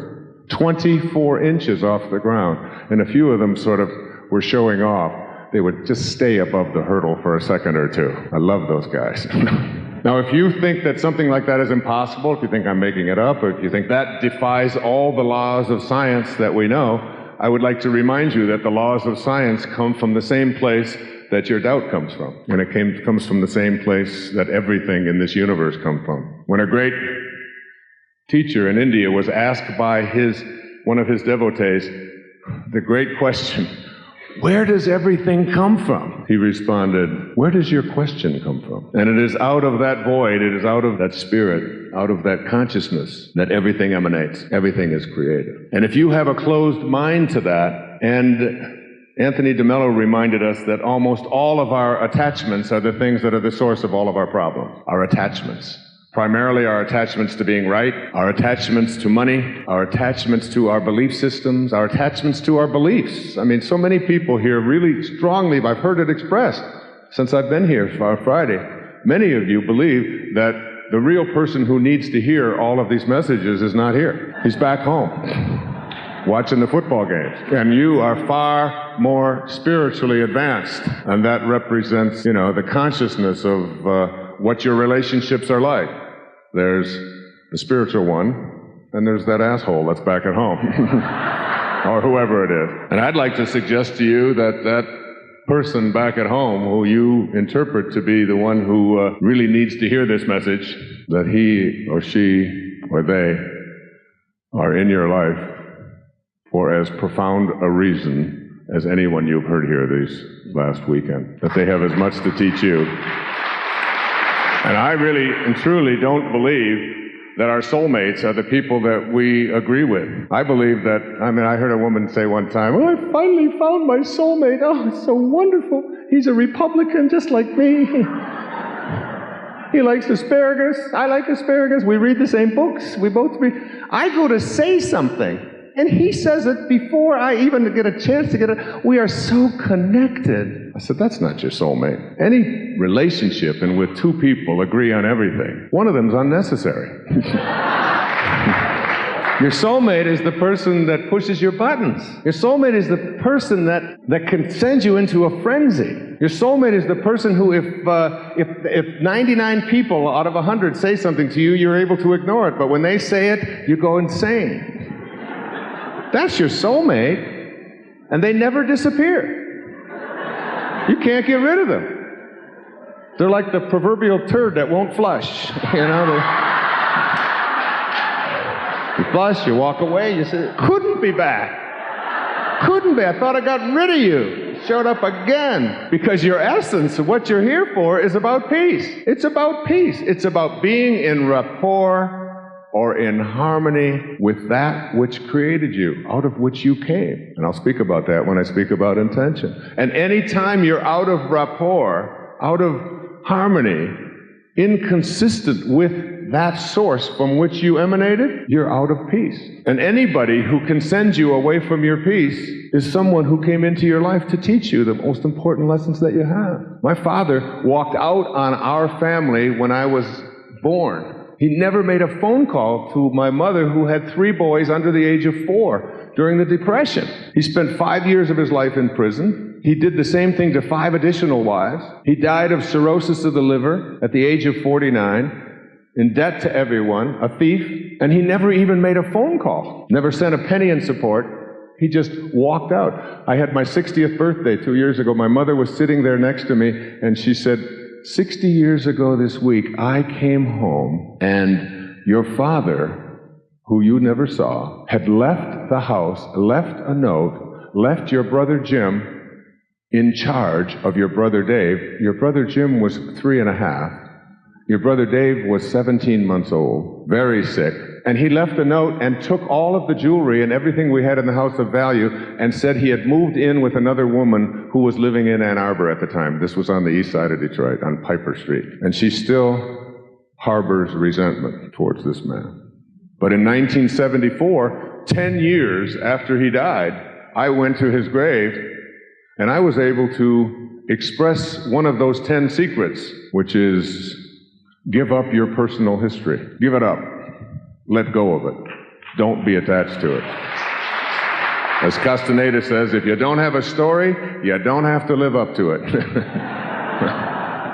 So get rid of your story. Because everything that has ever happened to you in the past is nothing more than what you had to go through in order to get here. Pretty simple. The evidence for it is that you did. You don't really need much more evidence than that. And everything that happened back there is like the wake of a boat. The wake of a boat is nothing more than a trail that is left behind. And it doesn't drive the boat. The wake can never drive the boat. It's just a trail that is left behind. And most of us who take on egos believe that the wake of our life is what's driving the boat. That trail that is left back there is why I can't do this. In the 10th century, there was a man named Omar Khayyam, a Muslim, who wrote the Rubaiyat. Imagine 1,000 years ago he knew this. The moving finger writes, and having writ, moves on, nor all thy piety nor wit can lure it back to cancel half a line, nor all thy tears wash out one word of it. Great wisdom, isn't it? And when you give up your personal history, and I carried that personal history around with me for 34 years. Angry. Someone once described resentment as the poison that you take in order to kill somebody else. The 7th secret of 10 secrets says there are no justified resentments. Everything that you justify. I have a right to be happy. I have a right to be unhappy. You'll hear people say it all the time. I have a right. If you knew who I was married to, you would understand. I have a right to be miserable. And they go around defending their right to be miserable. And when you defend your right to be miserable, you attract exactly what you're defending into your life. You just keep attracting more and more of it. I had a woman who had been divorced in therapy with me back in the 70s, and she had gone out with 4 men since her divorce, and all 4 of the men had treated her exactly the same. They had treated her as a sex object, moved on, didn't call back, were disrespectful, didn't care anything about her, and she said to me, I swear to you, in therapy, in our last session, she said, I want you to talk to all 4 of those men.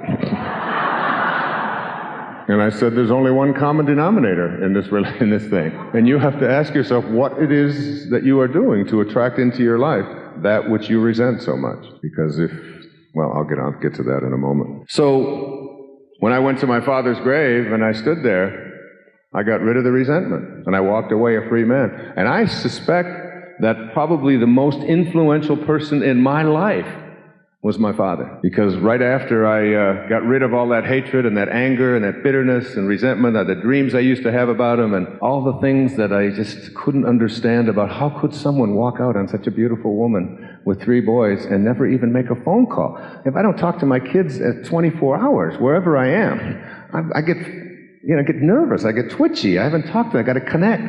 And he went a lifetime. But it was that act of forgiveness. I was overweight at that time. Right after I did that, I started running, and I ran, well, I won't even want to tell you how obsessive I am, but I ran 22 years, 8 miles a day, and I never missed a day, ever, in 22 years. I shouldn't be so proud of that. But you brush your teeth every day, so that's not obsessive. I just ran every day, all right? And I was drinking. Today I'm a camel. If you look on my lapel, you'll see a camel. Some of you are applauding, and some of you wonder, what the hell is he talking about? A camel is an animal who starts out every day on his knees. They're wonderful animals. And they wake up every day on their knees, and they go 24 hours without a drink. And I've been doing that for a couple of decades now. And there was a time when I didn't and couldn't and wouldn't and so on. And that came about when I emptied my heart of resentment. I was attracting the wrong people into my life. I was eating improperly. I was putting caffeine into my body. I was a candidate for every kind of illness you could imagine. And everything in my life changed, including my writing.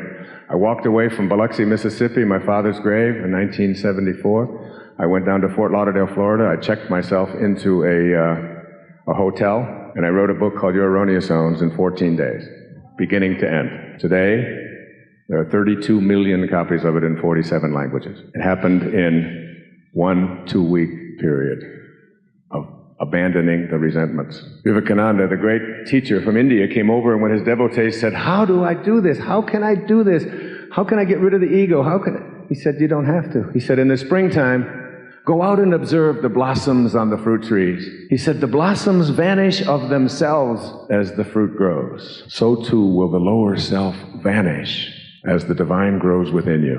You don't have to beat anything out of you. You don't have to defeat anything. You don't have to get it out. You don't have to work on it. You just have to let the divine grow within you, and it will push out all that has been taking up that room to attract into your life that which doesn't work. So your soulmates are people who I believe show up and teach us these things. I have 6 daughters, as I said. They are all incredibly great soulmates. They teach me more than you could ever imagine. If I raise my voice, if I do anything in my home with my children that is inconsistent with anything I've ever said publicly, or anything I've ever written, or anything they've ever seen on television, my daughter Serena, who is my ultimate, all-time, supreme soulmate, will put her hand on her hip and her leg out and run it up and down like this and respond. She said it to me not long ago. I wonder what all those people would think of Mr. Positive if they could see him here this morning. Then she asked her sister, what do you think, Summer? How many books do you think we'd be selling here this morning if they could only see Mr. Positive? You know? So shut up and do what I tell you. They're great. And they're soulmates to each other. Favorite line. I follow them around when I start running out of material. I say, come on, just say something stupid. Come on. Something, anything. I need some more material. Get out of here. Serena came down for breakfast one morning. She was 13. Her sister, Summer, was 15. And out of nowhere, Summer said to her younger sister, she said, if you didn't have any feet, would you wear shoes? I'm standing there. I go, what is this? And Serena can hardly tolerate anybody at 6 o'clock or 6:30 in the morning. She looked and said, what are you talking about? That's ridiculous. Why do you even talk? Why do you even breathe? You know? You laugh because you've heard this. Oh, you did it. Summer said, I just wanted to know, if you didn't have any feet, would you wear shoes? That's not such a bad question. She said, of course not. Summer said, then why are you wearing that bra? Off they go. I said, don't chase her, that's your soulmate. And attached nowhere. Attached nowhere. Letting go of our attachments. Letting go of particularly the need to be right. I've told you, one of the great lessons, I talked about it on one of my programs, is the 4 words when you're having a conflict with anyone. You're right about that. Whatever it is that anyone is saying to you. But you have to do it in a nice way. My wife and I have sort of got it down now, you know, where we don't even have to say it. We just hold up 4 fingers. You're right about that. When I hold up the 4 fingers, she says, don't hold up those damn fingers either. I don't want to know that I'm right because I know you don't believe it. Now she's gotten to the point where she can hold up just 1 finger, you know. It's like, when you let other people be right and you let go of your need to be right, almost all of your attachments disappear, because that's what the ego does. That's what it is. That's how it works. It works on being right. It's attached to being right, and it's willing to die to be right. I was at O'Hare Airport one time, and the arm over the parking lot was broken, you know, to get out. And there was a guy inside, and the cars were backed up 30 minutes, 35 minutes, 40 minutes, and they couldn't get the arm to go up. I mean, they couldn't get, and there must have been 150 cars waiting to get on with their appointments. And finally, a guy about 10 cars up got out. I was walking, so I was independent of it. And he got out, picked up the arm, and then started to get back in his car and drive forward. And the guy jumped in front of his car and was willing to die to be right, because you don't leave unless you pay the $3 or whatever's that you owed. And he was willing to give him this. He said, here, take what you want. I got to go to work. But he was willing to die to be right. The guy almost ran him over, too. It was very... The second of these 10 secrets, and I've got to rush through them, is came to me when I was 19 years old. And I graduated from high school in 1958, and I joined the Navy to make the world safe for democracy, which I did for 4 years. You notice there were no invasions, there were no wars between 1958 and 1962. You laugh, but I was out there making the world safe for democracy. And I went to school in Bainbridge, Maryland, cryptography school, and then I left there, and I flew out to San Francisco. And my Aunt Barbara, who taught at Hayward High School, handed me a book. And she said, I think it's really important that you read this book. And the book was written by a man who was, at the time of his life, he was probably the most famous man alive. More famous than the presidents, because there was no TV, no radio, none of that kind of thing that got information around the globe the way it does now. His name was Leo Tolstoy. And Tolstoy wasn't just a great writer. He was a mystic. He was a philosopher, and he also talked and wrote about and even lived in areas so esoteric. I mean, here we'd give workshops on them. But in those days, that was considered very far out. And she handed me this book to read, and I was boarding a refrigerator ship in Alameda to go for the next 29 days to meet my ship, the USS Ranger, which was an aircraft carrier, in a place called Sasebo on the southern part of Japan. So I was a 19-year-old boy boarding a ship, and I had 29 days, because they didn't have a lot of flights going to Japan in 1958 from San Francisco. That required a lot of stops, and they didn't use it for that. That's how they transported this around. So I got about 10 or 11 days out, and I reached in my sea bag, and I pulled out this book, The Death of Ivan Ilyich. And I started reading it, and Ivan Ilyich was a man who lived in Moscow. He was a civil servant. He went back and forth to work every day. But inside of him, he felt something that wasn't quite right. He was filling out the forms. He was paying his bills. He had 3 children. He had a wife. He lived in an apartment. He did everything that he, quote, was supposed to be doing. And yet there was a part of him that was knowing that he wasn't on purpose, knowing that he wasn't living a fulfilled life. He felt there was a destiny. There was something there on his deathbed, looking up at his wife, and as he's about to die, he says to his wife, what if my whole life has been wrong? And he closed his eyes and died, and that was the end of the novel. And I took out and I started my journal on the USS Vega at that time, at the age of 19, and I wrote a note to myself, and it said, Dear Wayne, and I still have it, I said, don't die.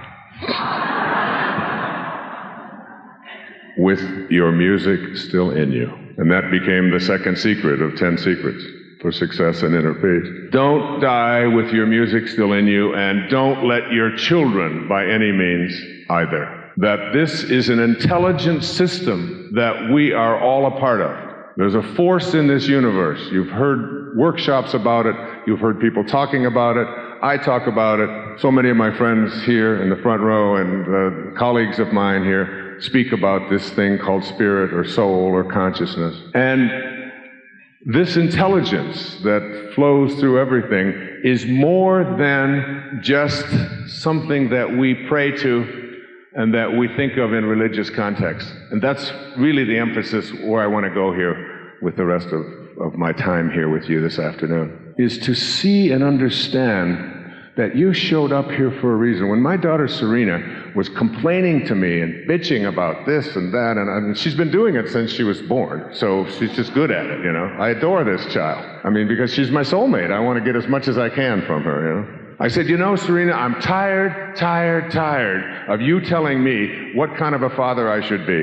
And instead of you doing that anymore, I would like you to stop right now and take responsibility yourself for the kind of father I've become.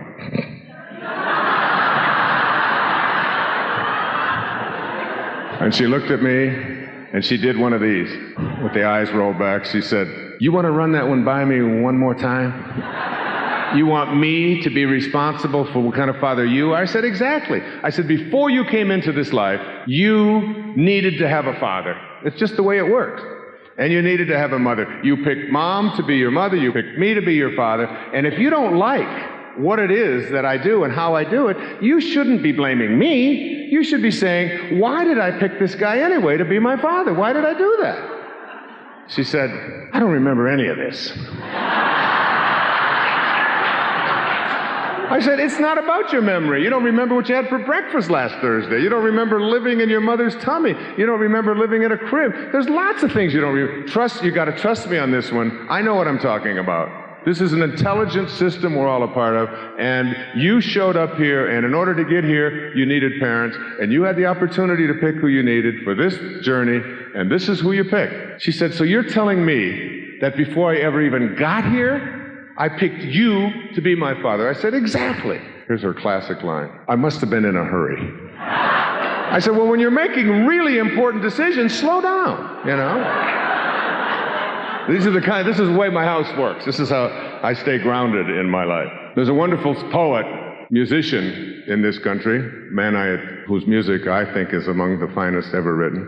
His name is Jackson Browne. Jackson had an album put out in the 70s called Late for the Sky, and another one called The Pretender. Late for the Sky, number 6, is something that I play almost every day. It's called For a Dancer.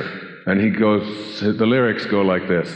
Just do the steps that you've been shown by everyone you've ever known until the dance becomes your very own. Into a dancer you have grown, from a seed someone else has thrown. Go on ahead and throw some seeds of your own somewhere between the time you arrive and the time you go home. Because, and here's the kicker, because in the end, there is one dance you'll do alone. Isn't that great?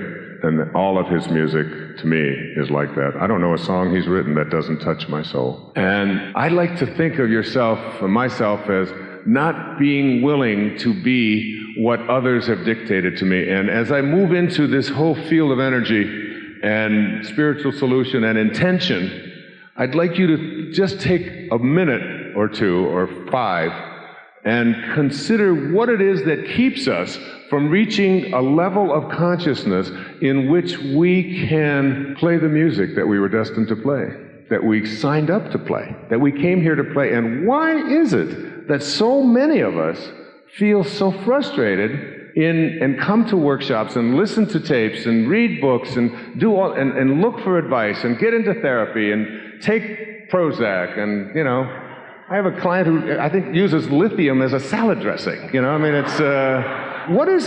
because we're living our lives that are programmed for us, and we become dancers instead of choreographers. Instead of going within and saying, Khalil Gibran, the famous Lebanese poet, put it this way. He said, when you are born, your work is placed in your heart. It's here.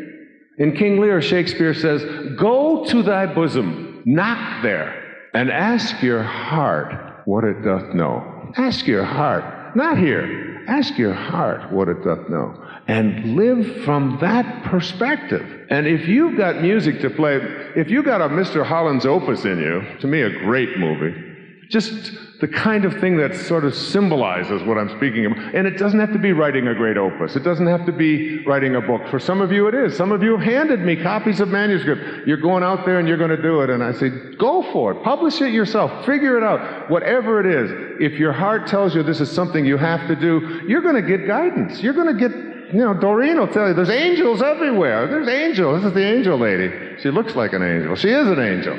I love her. And you know that.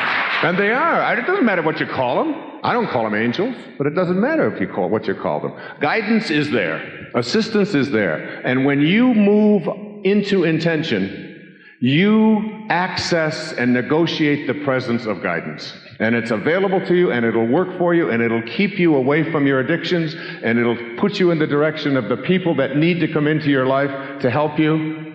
I had a reading today from a lady who blew me away. And she was sent to me through, I can't even begin to tell you the number of people and how it all worked for her and I to show up. And no, I met a woman in Kansas City last week who said, I don't even know the name of this country. I had never even heard of this country. And I used to teach geography. It's Moldovia or Moldavia or Moldovan or how do you say it? Say it again.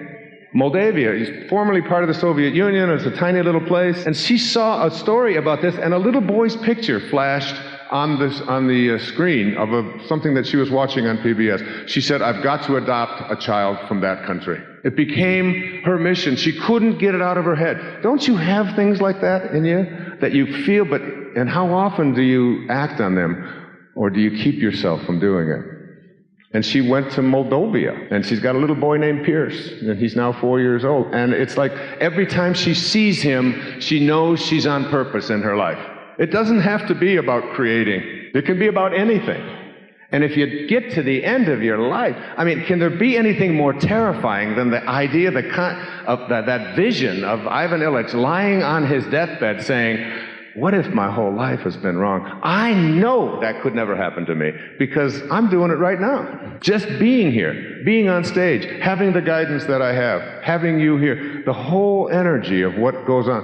When I sit down to write, I know I'm on purpose. I don't worry any longer about whether my book is going to sell, or whether people are going to like it, or whether the reviews are going to be good, or whether it's going to make this list or that list. It's not even relevant. I can't even conceptualize it. I write because when I see that writing table and it's surrounded by angels, it's surrounded by angelic energy. I put books, I put crystals, I put everything that's possible to put around there. And I wake up, I get up in the morning and I go out and run and I swim, and I am attracted to it. I can feel it pulls me toward it. And when I let go and surrender and have no resentments and allow, it just flows.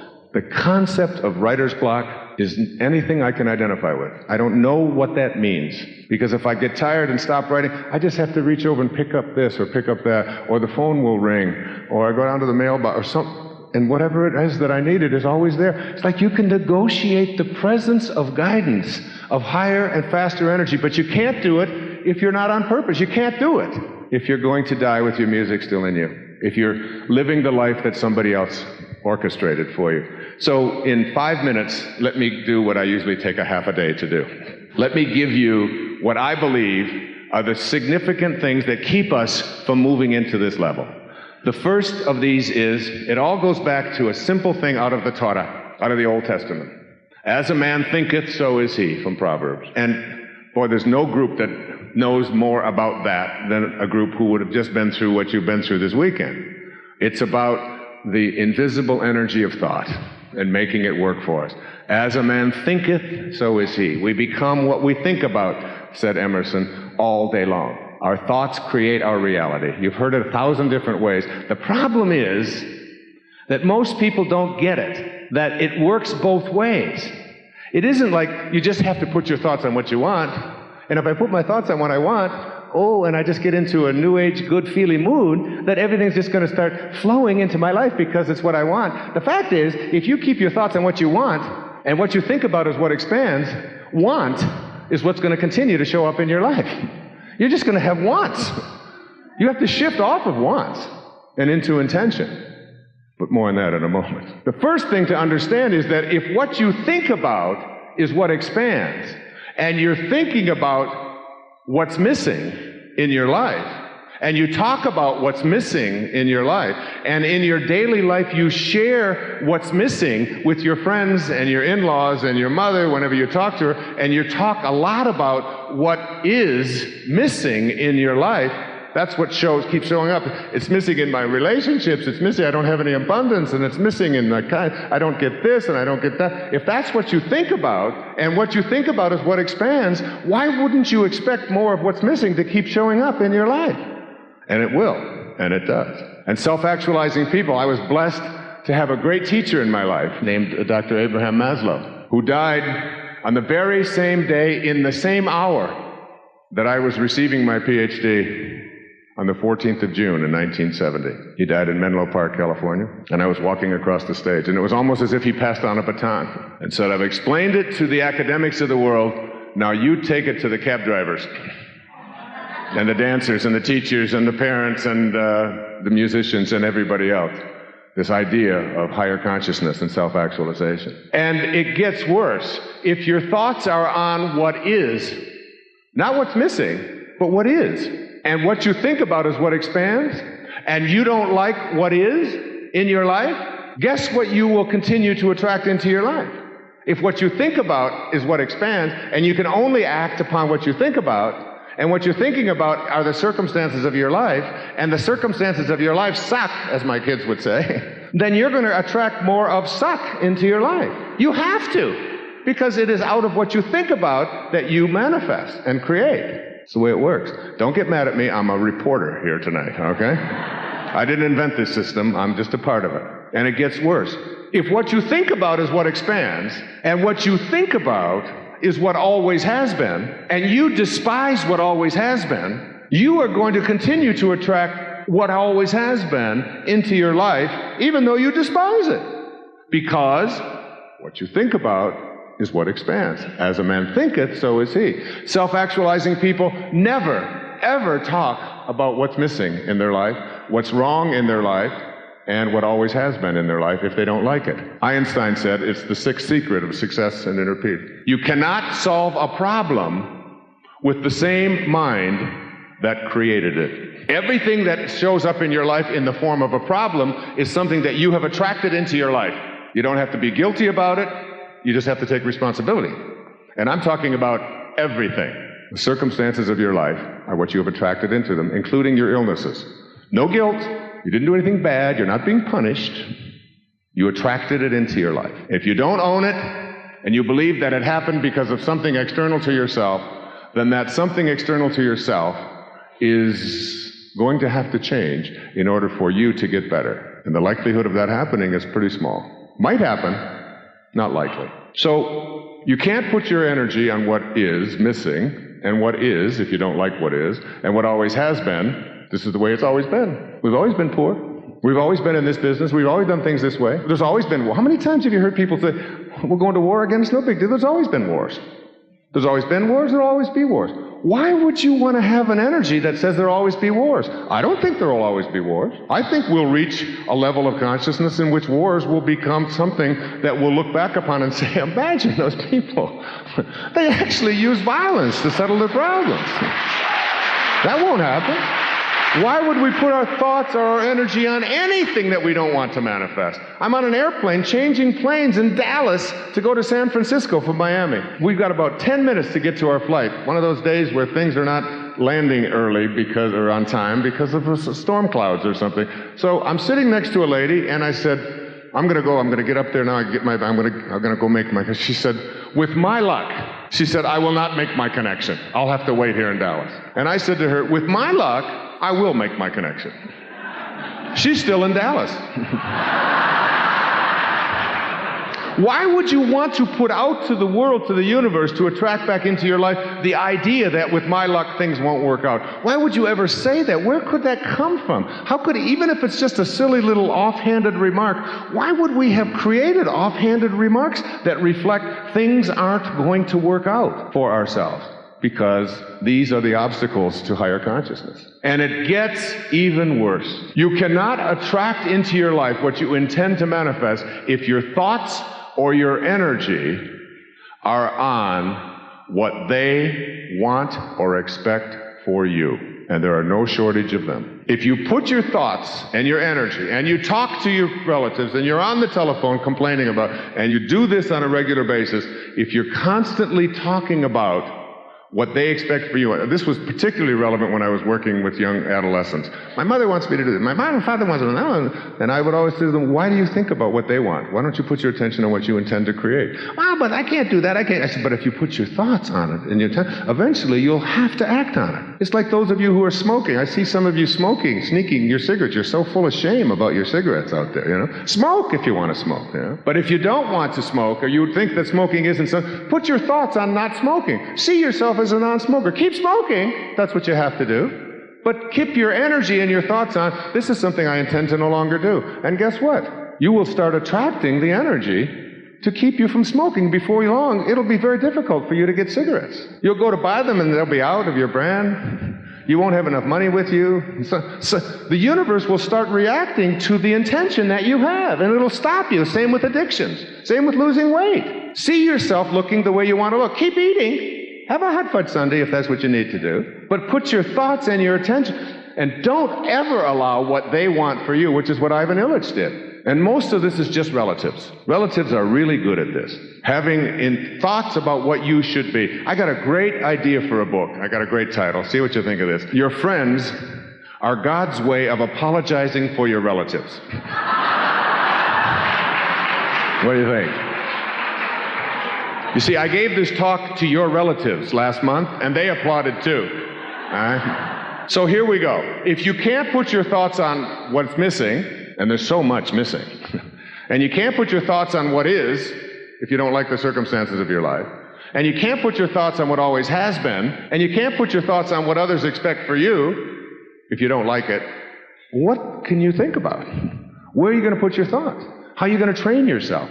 You train yourself to place your thoughts and your energy at all times, not on what you want, but on what you intend to manifest into your life. And now I would like to shift this presentation over to something called intention. And I'd like to read to you the thing that got me inspired to write the next book I'm writing. One of my great teachers, Thomas Troward, his Edinburgh lectures and Dory lectures. Have you read those? Are you familiar with those? They blow me away. And this is from Castaneda. Castaneda and Troward have been constant guides in my life the last few years. In the universe, there is an unmeasurable, indescribable force, which those who live of the source, which we call sorcerers, not hocus-pocus incantation sorcerers, but sorcerers meaning of the source. In the universe, there is an unmeasurable, indescribable force, which those who live of the source call intention. And that absolutely everything that exists in the entire cosmos is attracted to intent by a connecting link. Intention, I'm using it in a context that you may never have thought of before. Intention is not what you do. Intention is that which was the future pull that was in the conceptual seed that allowed you to come into form in the first place. That there are no mistakes in this universe. That every acorn has intent in it. It will never become a watermelon.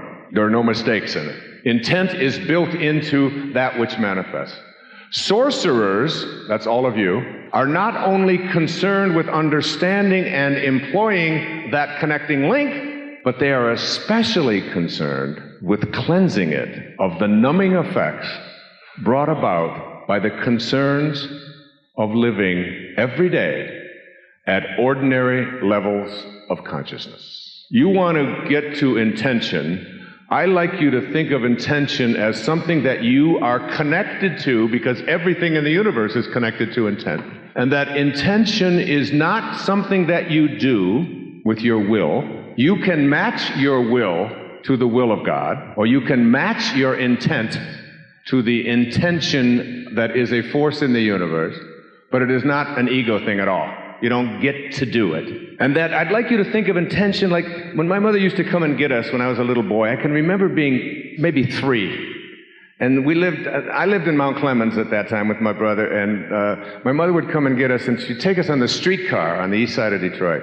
We called them the trolleys. And the trolley, I would sit there and I would look up, and they had these straps coming down from the ceiling of the trolley. And I would look up at that trolley strap, and I would think, wow, what would it be like to be so tall to be able to stand down there and reach up and take a hold of that trolley strap? I could never do it because I was too little. I'd like you to think of a force of intention, a field of intention that is just 3 feet above your grasp. No matter how high you jump. Now, I can jump, but I'm white, so I'm limited, okay? So, white men can't, we can't jump, right? So, however, I don't care if you're Michael Jordan, all right? However high you can jump, 3 feet above that, there's a field, an energy field, that you cannot jump to. You cannot get there with this body. And when you jump to this, you keep jumping, it'll just elude you. So what we have to do is figure out a way to float up to intent. And this trolley strap is connected to intent, or intention, to a force field in the universe. And if you can figure out a way to leave your body and in your mind, float up and get a hold of this trolley strap of intention, it will take you wherever you are destined to go. With all of the people, wherever it stops, to pick up that you need to take with you on the journey of the trolley. And the right people will show up, and some will be there for a little while, then they'll get off, and they'll leave, and others will come in and replace them. And you are always sort of hanging on to this thing called intent. Now, the reason that you can't get a hold of intention is because you're in ego consciousness. Now, you can check into any hospital in this country and get a tonsillectomy. You can get an appendectomy, but you can't get an egoectomy. They just don't offer them, all right? And an egoectomy is what we need. Not to get rid of it, but just to tame it. The ego has 6 components. Here they are, in a nutshell. A belief that I am what I have. A belief that I am what I do, what I accomplish. A belief that I am my reputation, what others think of me. That's the ego. A belief that I am separate from you. A belief that I am separate from what I would like to attract into my life. I'm separate from it. It's separate from me. And 6, a belief that I am separate from God. Those are the 6 components of the ego. When you let go of those ideas and see yourself not as separate from God, but as a piece of God, as always connected. I am in you, and you are in me, and I am in the Father, and the Father is in you. Do you know the most misconstrued line in the history of Christianity is Jesus saying, it is only through me that you will come to know the Father? That we as human beings, having a spiritual experience, interpreted Jesus, who came here calibrated at 1,000 as a spiritual being, who said, it's the Spirit that gives life. The flesh counts for nothing. This doesn't count. When he said me, he wasn't speaking about his beard and his sandals and his arms and his legs, that human being. He was speaking as that which is in all things. I am in you. How can my body, my physical body, be in your body? How can I be in all of you if I'm talking about the Spirit? It's that which is in all things. And we have created a catechism of exclusion to the extent of murdering millions upon millions upon millions of people in the name of you have to take and believe in this body rather than the Spirit which he emanated from and described and lived from. So intention is something that we can connect to. Now here's what my take on intention, and I'm conscious of the time. I've got 4 more days worth to do in a half hour, okay? Intention is this force field, and I'd like to suggest to you that there's nothing in this universe that doesn't have intent in it, as I just read that quote observation to you, and that you are no exception. If there is no place that intention is not, if there's no place that it is not, if it's in every living thing, it must be in you. And if it is in you and there's no place that it's not, it must also be in whatever is missing from your life. In some way, you're already connected to what is missing, because there's no place that it's not. You share this. Right now, my heart is being beaten, or is beating, by an energy, and it's beating everybody else's heart in this room as well. And it beats everybody else's on this planet as well. We share that energy. It's growing your fingernails. I used to say it's growing our hair, but I've lost faith in that one. Actually, it still grows it. It just grows it in other funny places, all right? Now, here's what, I think this is the meat of intention as I move off now into energy. You look at what it is that, when did you begin? You're a scientist, you look at what began you. And you go back and you say, well, there was a seed, there was a drop of human protoplasm that collided with another drop, a seed was formed, a tiny microscopic seed was formed, and that's called your conception in a moment of your parents' amour, right? And that's where you began. But then you take that seed that began you at your conception, and you put it to the microscopic test, and you turn up the magnification, and you see that in that seed that began you, there was something called a molecule. And if you take a molecular microscope and turn up the magnification, all you're doing is looking to find out, where did the seed come from? How did this thing called you, which had in it your height, your weight, the color of your skin, when you were born, when you will die, it had everything that is physical about you was in that seed. It's a miracle, it's miraculous, it's gaga, we can't figure it out. A heart starts beating inside of a mother's womb 6 weeks after that moment. It's a total mystery to everybody on the planet. We have no idea. But we do know that if you turn up the magnification and try to study where that seed came from, we see first molecules. Inside the molecules, we see atoms, another atomic microscope. Inside of the atoms, we see electrons, neutrons, protons, croutons, all of these things we memorized in grade school, right? We take the electron with an electron microscope, trying to find out, where did the seed that I first started with, where did it come from? What's its source? We take this electron microscope, we turn up the magnification, we study it at the quantum level, and we find out there are tiny little particles in there called quarks.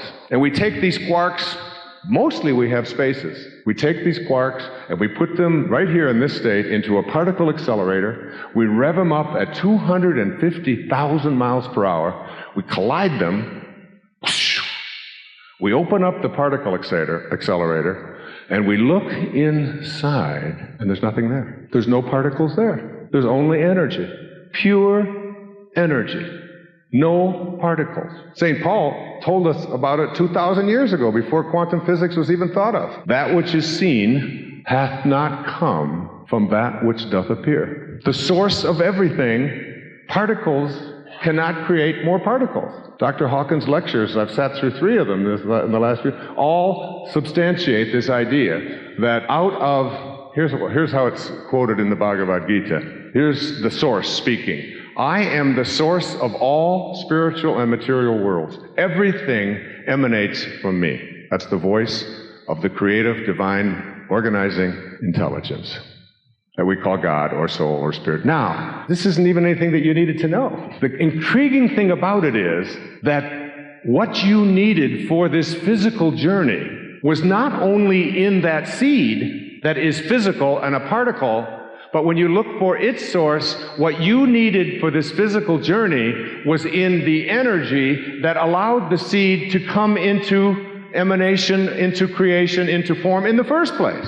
That your source for looking the way you look and showing up when you showed up was in something that has no boundaries. And more than that, what really intrigues me the most is that what you needed for this journey in an emotional sense, what your purpose is, every thought that you have, all of the emotional experiences of your life, all of your goals, all of your aspirations, all of your dreams, all of this stuff that emanates from this human thing that you're in, the ghost in the machine, all of that was in this energy that is formless before it came into a seed. So that the question to ask yourself about intention is, how did I get off of intention? How did I get off of what was in the energy that allowed me to become the seed, that allowed me to become the being that I am? How come I'm not fulfilling a magnificent destiny? How come I'm not doing what Jesus said, even the least among you can do all that I have done and even greater things? How come I'm not doing that? And I have the answer, but it's too good. You got to pay more. I'm sorry, it's too good. Doreen, take up a collection here, will you? This is too good. I want to just share this with you. The reason why you got off of what it is that your intent had for you in the energy before you even came into this physical world is that you moved out of harmony with that which created you. When you leave your source, you lose the power of your source. When you connect back to your source, that invisibleness from which everything emanates, you regain the power of your source. You could do anything. Intention is nothing more than moving into harmony with what it is that created you in the first place. And it's not physical, which we've just demonstrated. So, if you had magic binoculars, and you could take those binoculars out, and you could look at intention, you could see it, you'd just get a picture of what it looks like. I believe that there are faces of intention. I've just written a chapter called The 7 Faces of Intention. I'm not going to go into all of them. I just want to share with you what I believe this organizing spirit called God, or soul, or spirit, this principle that allows something to go from formless to form, from boundaryless to boundary, from nowhere, N-O-W-H-E-R-E, to now here, N-O-W-H-E-R-E, just the same, just a little difference in spacing. And you get into now here, and you look at now here, and you say, where is this thing going? It's going nowhere. Just watch it. It was, here's the way William Blake put it, to see the world in a grain of sand, and a heaven in a wild flower, to hold eternity in the palm of your hand and infinity in an hour, we are all led to believe a lie when we see with, not through the eye, which was born in a night to perish in a night, while the soul slept in beams of light. You were all born in a night to perish in a night. Everything on this planet was. But there is something that we have got missing. So if there is an organizing spirit, not if there is, what does it look like? Here's what it looks like. I'm going to give you just 3. There's 7, maybe 1,000. The first is that it is creative. Somehow this force wants to create. If it didn't, it wouldn't. There would be no creation. When you leave creativity and creation ideas behind you and do what others tell you to do, you have detached yourself from spirit, from the organizing intelligence. Every time you're not creative and following out what somebody else thinks you should do, you have left the rapport, the harmony that you need. You have left being what God is and turned yourself into something that some ego body has said you should be. You cannot manifest, attract into your life what you want, live at the highest levels of consciousness if you are not creative. Not creating. The Spirit is all that creates. Secondly, all that is created has to be kind. If you could see God, if you could just see this Spirit, you would see something that would, why would the creative force that brings anything into creation create something and then not want it to live and to survive and to be and to thrive and to be happy? And so why would it want to do that? It would just create something and say, the hell with that. I don't want it. It doesn't do that. It is kind. You want to hear an amazing research study? They just discovered that when a person is a recipient of kindness, any act of kindness that you receive in your life, a simple act. I was watching Dr. Hawkins speak today, and a pregnant woman came in there. I hope she was pregnant. I've made that mistake before. And there was no chairs left, and there was a man sitting there, and he just got up, and he walked to the back. He said, here, you take my chair. An act of kindness, okay? Her serotonin levels were increased. You know what serotonin, the enzyme in the brain, that's what Prozac does, that's what Wellbutrin does, that's what Selexia does, that's what all of these things that we call antidepressants, they just stimulate the growth of serotonin, an enzyme in the brain that makes you feel like you have peace of mind. All right?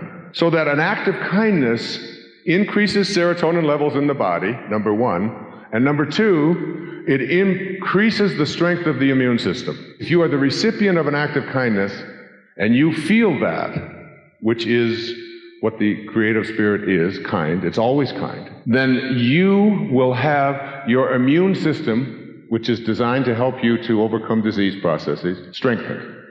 Now, the giver of the act of kindness, the provider of the act, has his serotonin levels increased and has his immune system strengthened. So that in any act of kindness, the recipient and the provider, both of them have this physiological reaction that they've just measured.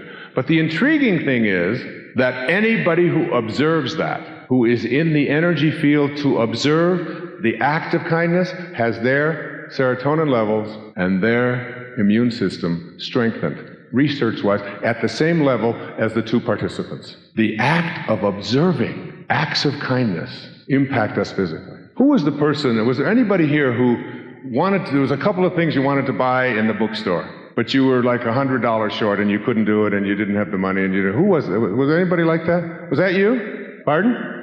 It was jewelry? How much were you short? 100? Come on up here. Come here. Come up here. This is an order. This is God speaking. All right? Can you walk? I know you don't want my money, but you're going to have to take it. Come over here. I brought this for you. This is an act of kindness. Are you going to allow me to do it? I want you to buy your jewelry with this today. That's for you, okay? It's real. Now, what just happened? Serotonin, how do you feel?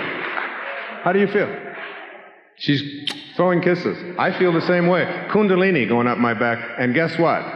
Everybody in the room has the same reaction. An act of kindness. The third of these qualities is, and there's others as well, the third is called beauty. All that goes from the formless to the form, to the seed, is, first of all, has to be created. Secondly, it has to be put into a salubrious environment for it to survive. It wants to survive. And three, it is a beautiful or attractive. Nothing is created. Why would the creative spirit create something that it thought was unattractive, that it thought was useless, that it didn't think was beautiful? I have been quoting a poem 25 years. I wrote about it in Wisdom of the Ages. A young Victorian poet named John Keats, considered by many to be the greatest poet of an entire century, died at the age of 25. An ode to a Grecian urn. Truth. Truth is God. Truth is that from which everything emanates. Truth and God and intention are all synonyms. Beauty is truth. There is something that I refer to as a calling, and it is something that's sort of buried deep inside of us. A few years back, I wrote a book for my teenage children. I had 5 of them as teenagers at one time. And the book's called 10 Secrets for Success and Inner Peace. And the reason I wrote this was that I wanted my children, after I'm gone, to, if they ever wanted to know what I thought of as the most important ideas that I had ever encountered, I wanted to put them in this little collection here. And the second one of these secrets was something that you've probably heard me say if you've listened to me over the years or if you've watched public television. And it's called, I got it from one of the great teachers that ever walked on this earth. His name was Leo Tolstoy. He was considered to be the father of Russia. In 1905, this was the most famous man on the planet. This was before television, before radio. He was one of the real great writers of our time. But he didn't just write great things like War and Peace.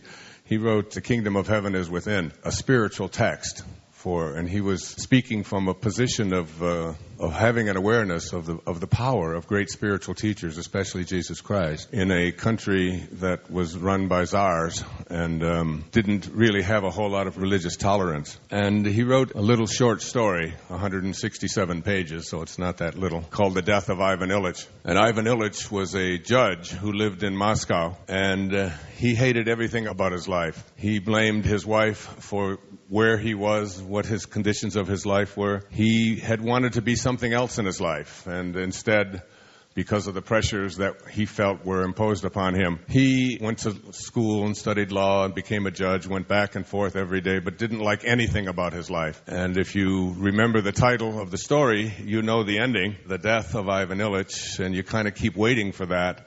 And in the very last page, he is lying on his deathbed, and he looks up at his wife, who is holding his hand, and this is a woman he despised and blamed for the conditions of his life, especially his inner conditions. And the last words he said to her as he died were, "What if my whole life has been wrong?" And he died.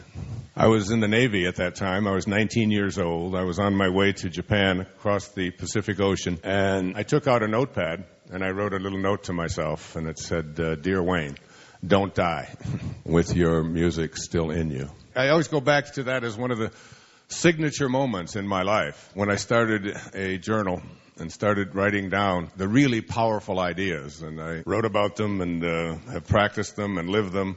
But there is something inside each and every one of us. In India, they call it a dharma. And a dharma is really there's a pull, there's a purpose to your life. And each and every one of us, all of us who originated from the same place and will return to the same place. T.S. Eliot said, "We shall not cease from exploration. And at the end of all of our exploring will be to return to the place from which we came and to know it for the first time." He was talking about death. I'm talking about getting to that place without having to die. What we call dying while we're alive, dying to the ego, to the part of us that believes in this thing that we call, Muktananda called it the false self, the part of us that becomes aware that we are something other than what we really were intended to be and what we came here to do and what we showed up here for. The first 9 months of your life, from your conception until your birth, you were in a state of complete surrender. There was nothing to do. Everything was handled for you. Whatever it was that handled it, whether you call it God or Spirit or the Tao or consciousness or divine mind, whatever it is, it does nothing. And yet it leaves nothing undone. And there's this complete surrendering process. We have no other choice. We show up here in the Tao Te Ching, Lao Tzu says that all being comes from non-being. Jesus put it the same way. He said, it's the spirit that gives life. The flesh counts for nothing. Quantum physics teaches us one thing, if nothing else, for certain, that particles themselves do not come from particles. That there is something in each and every one of us that is formless, that is boundaryless, that has no beginnings, that has no ends. It's eternal. And it is from that we emerged in some mysterious fashion, in one split second, from non-being to being, from non-particle to particle. And in that split second, everything that you needed for this physical journey was handled for you. And it's the biggest, most incredible miracle that any of us can ever witness, isn't it? And when you contemplate it and think about it, you try to process it, and it's just beyond anything that our meager intellect can handle. I was at the birth of 6 of those children, watched that miracle unfold, and saw that these children not only were a great mystery, but they came here with personalities already intact the moment that they were born. And any of you mothers out there who've had more than one child know exactly what I'm speaking about. Some of them sleep through the night. Some of them stick their tongue out at you the first second they see you. And then when they're 18 and they come home, they do the same damn thing. You know. And this incredible mystery, this place called Spirit, is something that handles everything for us without doing anything. And the moment that we are born, this beautiful little baby comes out and we hold it after we take the mucus out and we cut the little cord and do all the little wiping off and hold this little baby and we look at it and we say, "Great work, God. Thank you. We'll take over from here." And that was the birth of your false self. This is the time when we take over and we begin to edge God out of the picture and take it over ourselves Edge God out. E-G-O. We take on this thing called an ego, and it becomes our identification. And all of the great spiritual teachers, whoever they may be, teach us the same thing, that this is not the authentic self. This ego of ours, we begin to believe something that has nothing to do with spirit, that perfection from which we originated, which allowed us to become this perfect little creation. It's not too great a stretch for me to imply that if everything that we needed for this physical journey was handled in that moment of our going from non-being to being, that everything for the rest of the journey was there as well. If we would have just let it be. There go the Beatles again. Let it be, let it be. There will come an answer. Let it be. But we don't. We start teaching ourselves and our children that who we are is not this divine perfect creation that knows exactly what to do and what to be. It's already been taken care of. It's already been handled. Just like everything else on this planet has a dharma. Every spider, every otter, every flower. Nobody has to interfere with it. Nobody has to tell it what to be or how to do what it is. It just is. It just is. But we start interfering. And as we interfere, we take on this false self. And this false self says that who I am is what I have. So we begin to become obsessed by our possessions. And we train our children and ourselves to believe that who I am is what I possess and what I own. And as we take on this belief system that I am what I own, it becomes the very thing that takes us away from our spirit. Because the ego says you are what you have. The Tao says let go of everything you have. Just let it go. You don't need to own anything. And then we believe also that this false self of ours believes that we are what we do and what we accomplish. And so we spend a big hunk of our life preparing ourselves to achieve, to get ahead of the other guy, to get the good grades, to make more money, to be in competition, to evaluate our worth as human beings on the basis of how we stack up to others and how we achieve. The ego says you are what you do. In the Tao, it teaches us to do nothing, to do less, that more is less, and less is more, and to allow yourself to be guided. And to know that there's a divine organizing intelligence in this universe. And you can let it, Lao Tzu put it this way, he said, let yourself be lived by it. Let yourself be lived by it. He said, you're doing nothing. You're just being done. Let yourself be done. Just like you did in the first 9 months. You're doing nothing. You're just being done. And at 68, when I look in the mirror, I can see the same thing happening. I'm just being done. Just try to stop your heart from beating or your fingernails from growing. I used to say, or your hair from growing, but I've mastered that one.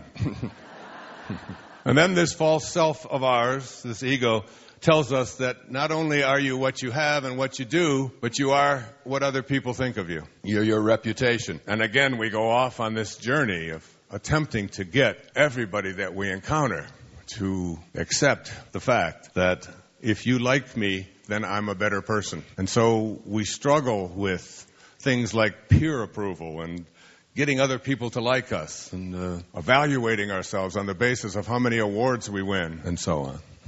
And then this false self also tells us that we're separate from everybody else and that we're separate from what's missing in our life. And the most egregious error of this false self is that it teaches us that we are separate from God, that God is something external to ourselves, something that we pray to and we ask for divine guidance from. And we treat this thing that we call God like a cosmic bellboy, asking it for things when we get into trouble and promising to behave. It'll only deliver for us now, as if this God was a withholding God and had the power to heal you or to offer you the abundance that is missing in your life, but it's holding it back so that you'll contribute more to whatever organizations believe they represent God. And it's a false image. And what happened for me at the age of 65, the day after I turned 65, 3 years ago, is that I was called to do something and live something that I had never even imagined could happen. On the 11th of May, 2005, I called my secretary, who is here with me today. She's been with me for 32 years. Her name is Maya. She's in the back. And I called her and I said to her, and I didn't know this the day before. I said, I would like you to take everything that I have in my townhouse, which was my office, where I did all of my writing for the previous 25 years, which had over 20,000 books in there and all kinds of equipment of all kinds and awards that were on the walls and photographs and furniture and electronic equipment and tax records and whatever you accumulate in a writing space over a quarter of a century. And I told her, as I handed her the key to this place, I said, I want you to get rid of it all. She said, well, tell me which part you want to save. And I said, I don't want to save anything. I want it all to be gone. And she said, and then when it's empty, what would you like me to do with this place? I said, we'll sell it or give it away. And that night, someone called about an inquiry about purchasing this place, which was near a hospital in Boca Raton, who needed to be close to a hospital because of an injury he had received. And he said he would really like to have one of these places, which were very, very hard to come by. And he made an offer, and Maya said, well, it's about $50,000 less than what we can get for it. I said, let him have it. And then when you sell it, give the proceeds to my ex-wife. And I left with no clothes, no shoes. Everything that was in there was gone. And I was called to Maui, where I live. And I was called by a man who lived 2,500 years ago in the warring states of China, part of that 93% of when we were still at war with each other, villages fighting villages, countries fighting countries, people conquering each other, enslaving each other. And this man who lived at that time, his name was Lao Tzu, which in Chinese means old man, and asked me to, in my meditations that kept coming up over and over again, to immerse myself into this ancient book called the Tao Te Ching, Taoteaching. Tao, Tao means the great way. Te, in ancient Chinese, means the virtues of. Ching means book. So the book of living the virtues of the great way. 81 verses. Some call it the wisest book ever written. It came down to us with over 14,000 different translations in the last 2,500 years. Modern, ancient, all the different languages, 14,000 different interpretations of this classic text that he jotted down. In fact, he didn't even write it. He dictated it to the gatekeeper as he got on his oxen, legend tells us, and he came to the gate where he said, I can no longer live amongst these warring states and these warring peoples. I am a man of peace. And the gatekeeper wouldn't let him leave, legend tells us, unless he told him in words the great wisdom that he had been telling people who had been coming to him for many, many, many years, including a man named Confucius, who was 40 years his junior, who came to him for advice. He was a contemporary of Buddha, just a little ways away from there. And Socrates and Zoroaster and some of the greatest spiritual teachers who all walked among us in that 5th century before Christ. Someone sent me a book when I was working on this called Lao Tzu and Jesus. And on the left-hand side of the page were the teachings of Jesus, and on the right side were the teachings of Lao Tzu. And now, I'm not saying that Jesus was copying or plagiarizing, since he came 500 years later, but I know there's no time, so all of that is meaningless. But they're almost identical, because the great spiritual teachers who walked among us only have one message for us. And in these 81 verses, which you could read in about an hour, but you can study for a lifetime. I had a teacher in India back in the 80s. His name was Nisargadatta Maharaj. And Nisargadatta had a book written about him by his devotees, just like Lao Tzu did. It was called I Am That. And I remember him saying to us that you don't have to read this book. He said, just carry it with you. And the wisdom from the pages will come to you because there's energy in everything. You don't even have to look into it if you don't want to. And if you need to, you'll be guided to. And now that was a while back. I was in my early 40s. And I just thought, well, this is just another one of those crazy gurus over there in India. And I didn't understand that until I became familiar with some of Hawkins' work on energy. So I created my own translation of the Tao from bringing them with me and going through the ones that seemed to be most relevant, the ones that were most understandable. And we put it into a paperback with an affirmation next to each one of them. And I now understand what he meant, and I do this now. I carry it with me wherever I go. The entire Tao. And it always guides me. The Tao has impeccable wisdom in it. The opening line of the Tao says, the Tao that can be named is not the Tao. The minute that you put a label on it, you have now divided it into two. You've got the thing and you've got what you're calling it. And when you try to make two-ness out of oneness, you've lost it. It just is what it is. It does nothing. God does nothing, yet leaves nothing undone. And God and the Tao, in my estimation, are synonymous. It is that which allows all things to come into being, which has no form. It is who you are right now, sitting here processing this in your bodies, but the part of you that's processing it has no body, has no form, has no beginning, has no end. And there you are, this huge paradox. In a body that began and ends is going to stop someday. All that materializes, dematerializes. And there's a part of you in there watching, listening, observing that has none of that. You're a walking, breathing paradox, like everything in the world of the 10,000 things, which is what Lao Tzu called the material world. And so I was called to it, and I decided that I was going to take an entire year of my life. And in this year, I was not just going to write about the Tao, I was going to experience it. I was going to live it. Each of the 81 verses. And I called my publicist and my publisher and all of those people who schedule me and do things to me, direct me here and there, and told them that I was taking the year of 2006 to be essentially free of that. And there are 81 verses, and if you take 365 days and you divide it by 81, it comes up to about 4.5. So for 4.5 days, I had the opportunity to experience verse 1 of the Tao. What it meant, meditating on it, practicing it wherever I could go, living it, memorizing it, constantly referring to it, taking notes on it, talking about it, but more than anything, attempting to live it and to practice it. And this was a calling. This was a calling that said, Wayne, you have music to play, and just because you're 65 years old, or 66 then, doesn't mean anything because there is no time. And so when you read the Tao, Lao Tzu's great tome on eternal wisdom, so much of it is paradoxical. So much of it doesn't make sense to our intellect. So much of it we want to reject. Particularly those of us, all of us in this room who live here in the West, this idea that you can get more by doing less, that you can become strong by becoming weak, that you can become big by thinking small.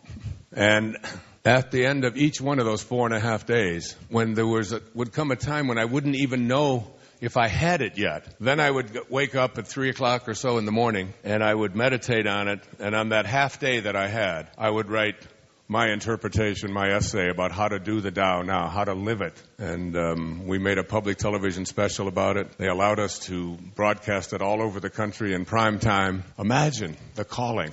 Imagine the power, the feeling of being able to make a huge impact in the world by having something written 2,500 years ago being broadcast on national television, night after night after night, in city after city after city, raising money for a wonderful cause like public television. It was an honor beyond anything I can describe to you. And every time it would air, I could see people being touched by it. We called it Change Your Thoughts, Change Your Life, and there's 81 essays in it. It's a little heavy to carry with you. When I finished that year, and I finished that book, and I did the public television special, and I lived those 81 verses, what I realized is that it taught me what to think.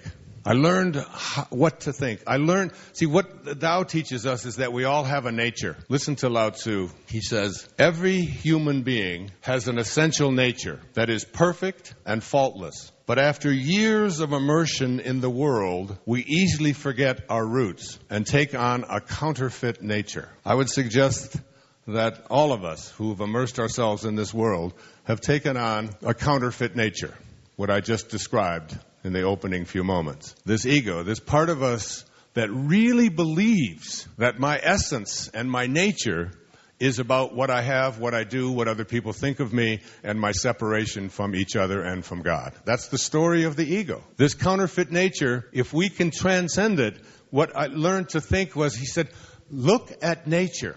You'll find God in nature. So in the 81 verses of the Tao, 31 of those verses contain references to water. To just be like water. And what is water like? It is the softest substance on the planet, and yet it is the strongest. If you take a rock, the hardest substance you can find, you can take titanium and just take a lump of it there and just let water run over it, patiently running over it. Eventually, whatever that hard thing is, it will disappear. And water, if you want to get a hold of it, if you want to experience water, if you reach in and grab a handful of it, and the tighter you squeeze, the less you get. But if you let go and relax and allow and do nothing, you'll understand water. And if you look at the sea is the lowest, we call it sea level, and it is the lowest place on the planet. And all of the rivers and all of the streams, wherever you see it, they're all competing and fight whatever they're doing, but the sea stays low. And in so doing, it allows all of this to come to it. Practice, the Tao says, radical humility. Stay low. Let your ego go. Let it come to you. And miracles can happen for you. In the Tao, it says that a journey of 1,000 miles begins with what? A single step. It says, don't think big. Great sages, says the Tao, accomplish great things by thinking small. I just celebrated my 22nd year of sobriety. And I want to tell you, that's big. Especially if you had 22 years before that in which you drank every day. Not to drunkenness, just every day. And when the day came, when the time came, when the quantum moment came for me to let it go, I didn't do it by thinking big and saying, I'm going to not drink now for the next 22 years. I would have had to open a beer to contemplate that. But I accomplished a great thing like that by thinking small. And so I learned what to think. And then that year was complete, and I studied it and wrote about it and felt its presence. It excited me, this thing called the Tao. And I taught at a university for years. I even taught courses in various different philosophies and taught about the Tao, but I'd never understood the symmetry, the beauty, how compelling, the simplicity of this great wisdom if you begin to apply it. If you begin to see and find your own essential nature. And your own essential nature is just like all of other nature. You're a part of nature. And yet what we have done is ignored our nature so frequently. Our nature has nothing to do with violence. It has nothing to do with weapons. It has nothing to do with killing. It has nothing to do with enemies. These are all constructs of the ego, of the false self. We come from a place of perfection, a place of kindness, a place of love, creation. Learn to think like God thinks. That's what Einstein said when they asked him about quantum physics. They said, his observation was, he said that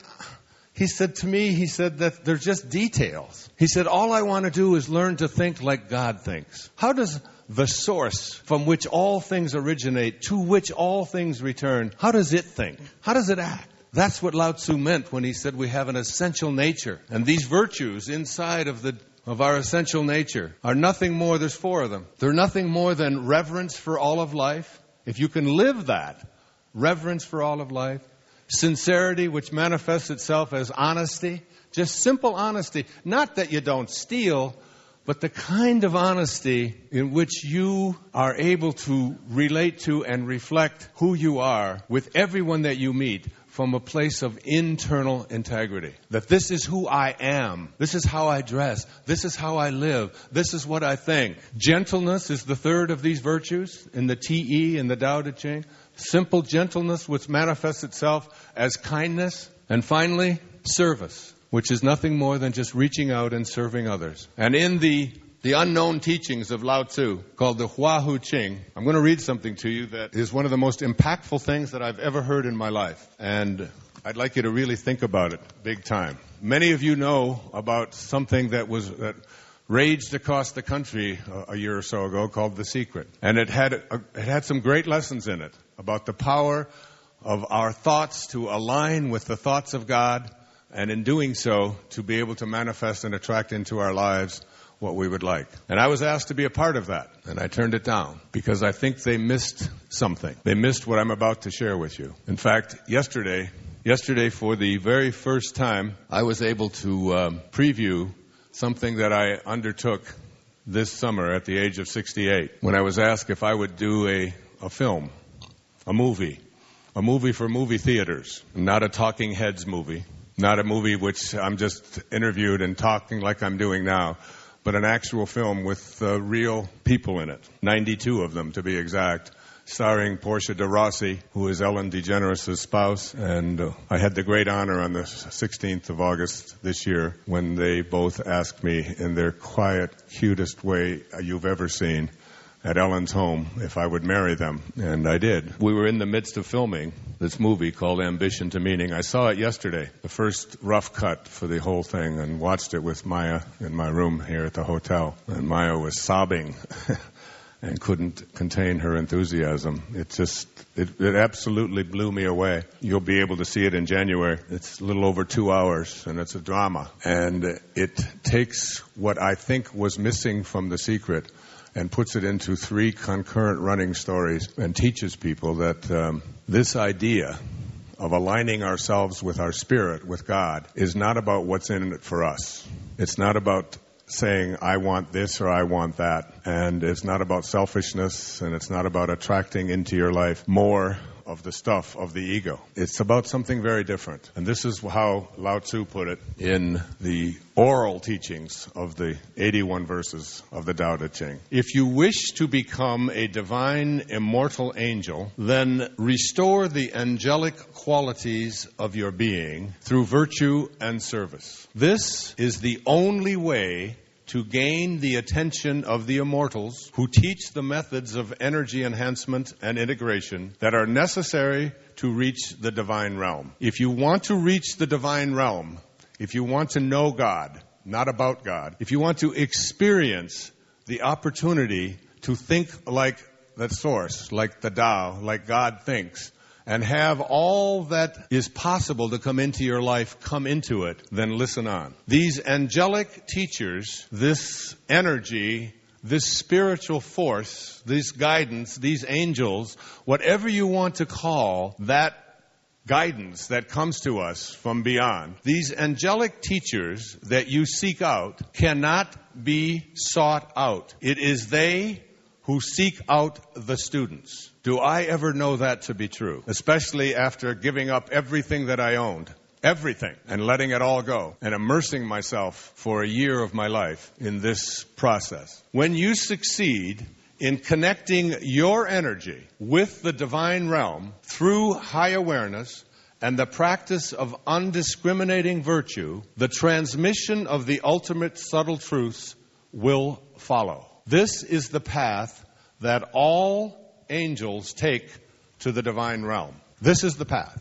The mystical techniques for achieving immortality, that is, the ability to manifest and attract into your life at any moment anything at all that you would desire, are revealed only to those who have dissolved all ties to the gross worldly realm of duality, conflict, and dogma. You have to dissolve your ties to this false self and the world that perpetuates it. As long as your shallow worldly ambitions exist, the door will not open. And that's what I think The Secret missed. And that's what we tried to do in Ambition to Meaning. It's to get to that TE in the Tao Te Ching, to get to that place where you live and practice the virtues that I just described. Reverence for all of life, just simple, never ever not only not killing other things, including animals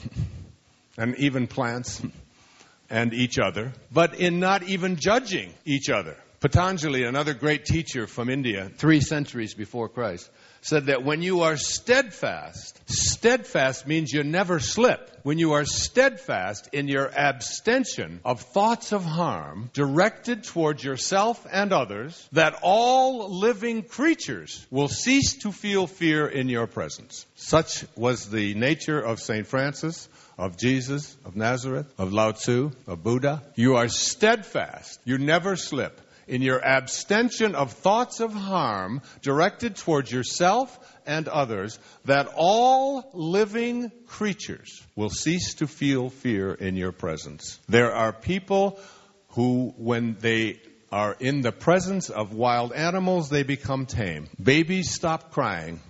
You see a person like that walk into the room, and the energy of the room changes, and you feel comfortable, and you feel safe, and you get a kundalini running up and down your back of just like having a warm shower running inside of you. Such is the nature of these people, and such is the nature of the source from which you originated and to which you will return. In A Course in Miracles, there's a line that Jesus says, for those who believe that it was Jesus, and many do, whoever it was, Jesus says, if you want to be like me, knowing that we are alike, I will help you. If you want to be different than me, I will wait until you change your mind. And you will change your mind. You may have to die to do it, but you will change your mind. Because that's the place from which we originated that T.S. Eliot spoke about, where you'll come to know it for the first time. When you live those simple virtues of reverence for all of life, never judging others, natural sincerity, just a simple honesty, this is who I am, gentleness, which is just always extending kindness, and service. It's dissolving your ties to the gross worldly realm, just letting go of that. And one of the best ways to do it is to want less, to expect nothing for yourself.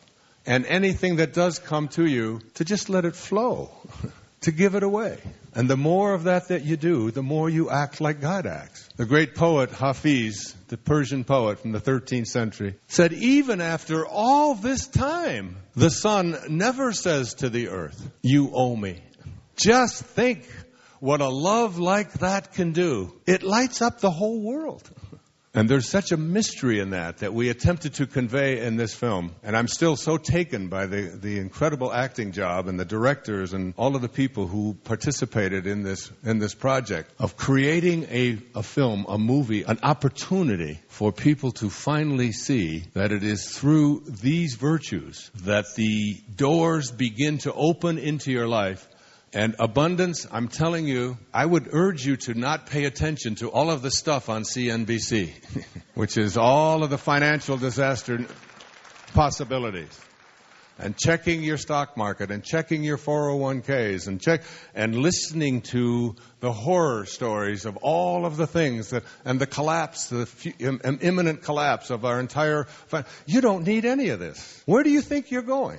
You came from nowhere. N-O-W-H-E-R-E. That's where you came from, nowhere. Where do you think you're headed? You went from nowhere to now here in a split second. And it's the same thing. N-O-W-H-E-R-E. It's just a little question of spacing. Nowhere. Now here. Here we are in now here. Where do you think your next step is? Nowhere. You don't need a 401k. You don't need to be consumed with all of this stuff about money. This is, when we did this thing on ambition to meaning, I had a real sense as I listened to the results of the election that we can, as a people, we can also move from ambition to meaning. As a people, not just in our own lives, because in the morning of our lives, there's a line from Carl Jung in The Stages of Life, which is really what we opened this film with. He says, thoroughly unprepared, we take the step into the afternoon of life. Worse still, we take this step with the false presupposition that the truths and ideas will serve as hitherto. But he said, we cannot live the afternoon of life according to the program of life's morning. For what was great in the morning will be little at evening, and what in the morning was true will at evening have become a lie. If you try to run the time of your life when you are in the phase of meaning rather than ambition, based upon the program of what you were taught in the morning about ambition and about ego, you're going to be living a lie. So Jung,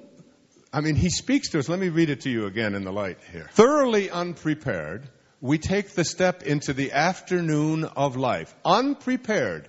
into the afternoon of life is the time in your life when you shift from ambition and ego development to meaning. Worse still, he said, we take this step with the false presupposition that our truths and ideas that we learned in the morning will serve us as hitherto. But we cannot live the afternoon of life according to the program of life's morning. For what was great in the morning will be little at evening. And what in the morning was true will at evening have become a lie.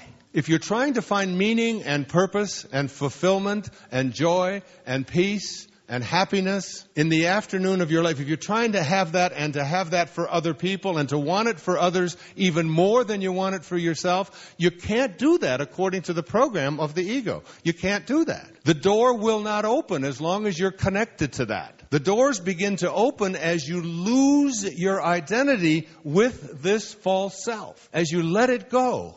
As they say in the recovery movement, as we let go and we real loud, what?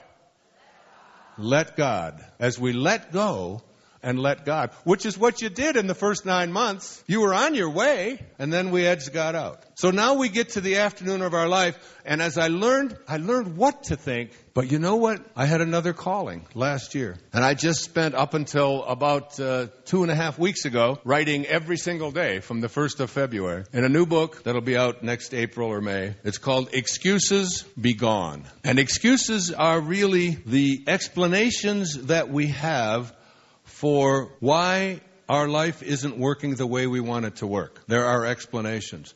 Again, I'm going back to we want to learn to think like God thinks, and God needs no excuses for anything. So what the Tao taught me, and what change your thoughts, change your life, what it taught me was what to think. But over and over again, I kept hearing, especially after doing the PBS tours and so on, the idea that I know what to think. I know how to think soft. I know how to think kindness. I know how to think peace. What I don't know how to do is to change around the patterns that I have for thinking the way that I've been thinking for an entire lifetime. That here I am now in my 40s and 50s and 60s and 70s, whatever it might be, and I have a lifetime of thinking a certain way. And if I could overcome that, and learn to change that, how to change lifetime thinking habits. Habits rule the unreflecting herd, said William Wordsworth. Habits rule the unreflecting herd. Habitual thinking, a way of thinking that keeps me trapped in, even if I know what to think, I don't know how to stop this incessant habitual way of looking at my world from a position of shortages, from a position of lacks. And so I listened again and had another calling. And I read 3 books. I'm going to just briefly share them with you. One of them was a book called The Biology of Belief and Unleashing the Power of Consciousness. It's by a man named Bruce Lipton, PhD. This book was a life changer for me because here's what it taught me. It taught me that the biggest excuse that we have for why we are the way we are is this thing called our DNA. You see people interviewed on TV and they'll say, well, I can change my habits and I can change this and all that, but I sure as hell can't change my DNA. And then someone will say, well, that's absolutely right. And, and you'll hear people agreeing with that. And it's pretty much a system of thinking in which we say that our bodies and these little particles that are deep inside our DNA structures are given to us, they're handed to us at the moment of our conception, they're not changeable, and I can't help it. I mean, that's why I reached over and grabbed you where I shouldn't have. It wasn't me, it was my hand. And this hand of mine, it just went for your breast, and I didn't mean to. I mean, it was just... it's in my DNA. You can't blame me for my hand doing these kinds of things. You can't. And we use this kind of stuff over and over again. All right? So what I learned from Bruce, he's got one little study. Let me just share it with you. I'm sure I brought it. This is just one little study that I picked out and I copied it to read to you this morning. It's a Baylor School of Medicine study published in 2002 in the New England Journal of Medicine. The lead author of the study, Dr. Bruce Moseley, knew that knee surgery... Now, simple thing like knee surgery helped his patients, and that all good surgeons know that there's no placebo effect in surgery. I mean, how can there be a placebo effect in surgery, right? But Moseley was trying to figure out which part of the surgery was giving his patients relief. The patients in this study were divided into 3 groups. Moseley shaved the damaged cartilage in the knee of one group. For another group, he flushed out the knee joint, removing material thought to be causing the inflammatory effect. Both of these constitute standard treatments for arthritic knees. The third group got fake surgery. I can't wait to go to this guy for a doctor, right? So the patient was sedated. Moseley made 3 standard incisions and then talked and acted just as he would have during a real surgery. He even splashed salt water to simulate the sound of the knee washing procedure. After 40 minutes, Moseley sewed up the incisions as if he had done the surgery. All 3 groups were prescribed the same post-operative care, which included an exercise program. The results were shocking. Yes, the groups who received surgery, as expected, improved. But the placebo group improved just as much as the other 2 groups. Despite the fact that there are 650,000 surgeries yearly for arthritic knees, at a cost of about $5,000, this is a little old, probably more like $15,000, the results were clear to Moseley. My skill as a surgeon had no benefit on these patients. The entire benefit of the surgery for osteoarthritis of the knee was the placebo effect. Television news programs graphically illustrated the stunning results. Footage showed members of the placebo group walking and playing basketball. In short, doing things they reported they could not do before their quote-unquote surgery. The placebo patients didn't find out for 2 years that they had gotten fake surgery. One member of the placebo group, Tim Perez, who had to walk with a cane before the surgery, is now able to play basketball with his grandchildren. He summed up the theme of this book when he told the Discovery Health Channel, "In this world, anything is possible when you put your mind to it. I know that your mind can do miracles." That's from The Biology of Belief. And it's just... Now, Bruce taught at medical schools for almost 20 years and finally told me that he had to leave because he realized that what he was teaching potential doctors about what it is that constitutes your ability to heal yourself is not located in something called particles, but it's located in something called spirit, in the invisibleness within us, that we have the capacity to overcome even such things. And if you hear Bruce and read his book, which I recommend you do, you'll discover that there is something called the internal environment and the way that we process events through our conscious and our subconscious minds that can, in fact, alter and shift. Now, what this did for me is it gave me something called hope. It gave me something internally that says, if I get congestion in my chest, if I get heart palpitations, if I get a sore knee, if whatever it is, that I can begin, and this is what Excuses Be Gone is about,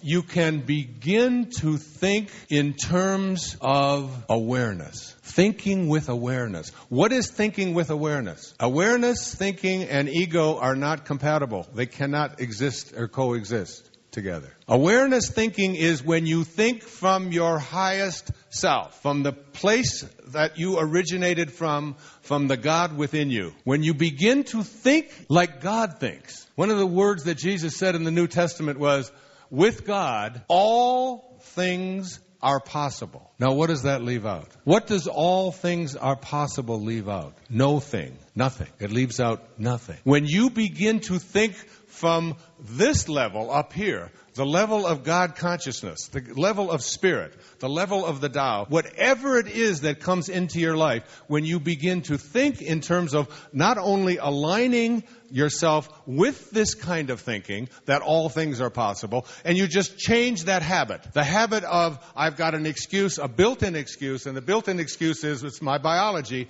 I just simply can't help my biology. But your biology comes from your beliefs, just as much as it comes from your inheritance. And knowing that you can change it. That was the first book. The second book that I read before I wrote this book, which was given to me by my friend Tiffany on Maui, she brought it over one day and just said, I think you'll read it. It's about something called memes. I don't know what they are, but I know you'll like it because you like that. Those were her words. I would never say that, but those were her words. So I just looked at it, called Virus of the Mind by Richard Brody. Another life-changing book. We have them here. It's basically what Virus of the Mind says. It tells us what viruses are. So if you think about a virus has three purposes. The first purpose of a virus in your body and in your computer, for example, is to duplicate itself as much as it possibly can. Just to duplicate. It makes a copy of itself over and over and over again. It doesn't care who it does it to. It doesn't have any vision about whether it's right or wrong, should or shouldn't be happening. It is just something that you get a virus, you know that you know, especially if you get one in your computer, you know you got a problem because it's just going to make a copy, then another copy, then another, and it just keeps doing that. That's how viruses work. Same thing in your body. And you can give it antibiotics all day and all night, and it just gobbles them up and says, great, good food for making more of myself. Because that's what it will do. You know that you don't take an antibiotic when you have a virus. All right? You have to outgrow it or get your immune system or whatever, but you can't just make it go away with medicine. The second thing a virus does is not only does it duplicate itself, but it infiltrates. That's its second purpose. It infiltrates wherever it can go. So any opening that it has, in it goes. So it's in your ear, it looks over at your eyes, good place for it, gets over here, and if the thing gets out of control, it'll just take away your body, and it'll certainly take away your computer, won't it? It'll infiltrate, and the third purpose of a virus, not only does it duplicate and infiltrate, but the third purpose of a virus is to spread. Let me get into another computer. There's another body I can get into, and off this thing goes, making copies of itself, infiltrating wherever it can go, and spreading wherever it can go. Viruses of the mind work exactly the same way, except that there are no little tiny, infinitely small particles, little viral particles. There's nothing there. There's no thing there. Viruses of the mind come from ideas. And a virus of the mind is an idea that has been placed into your mind from another mind. And its purpose is to do exactly what I just described. To duplicate, to infiltrate, and to spread. And you are filled with these viruses of the mind.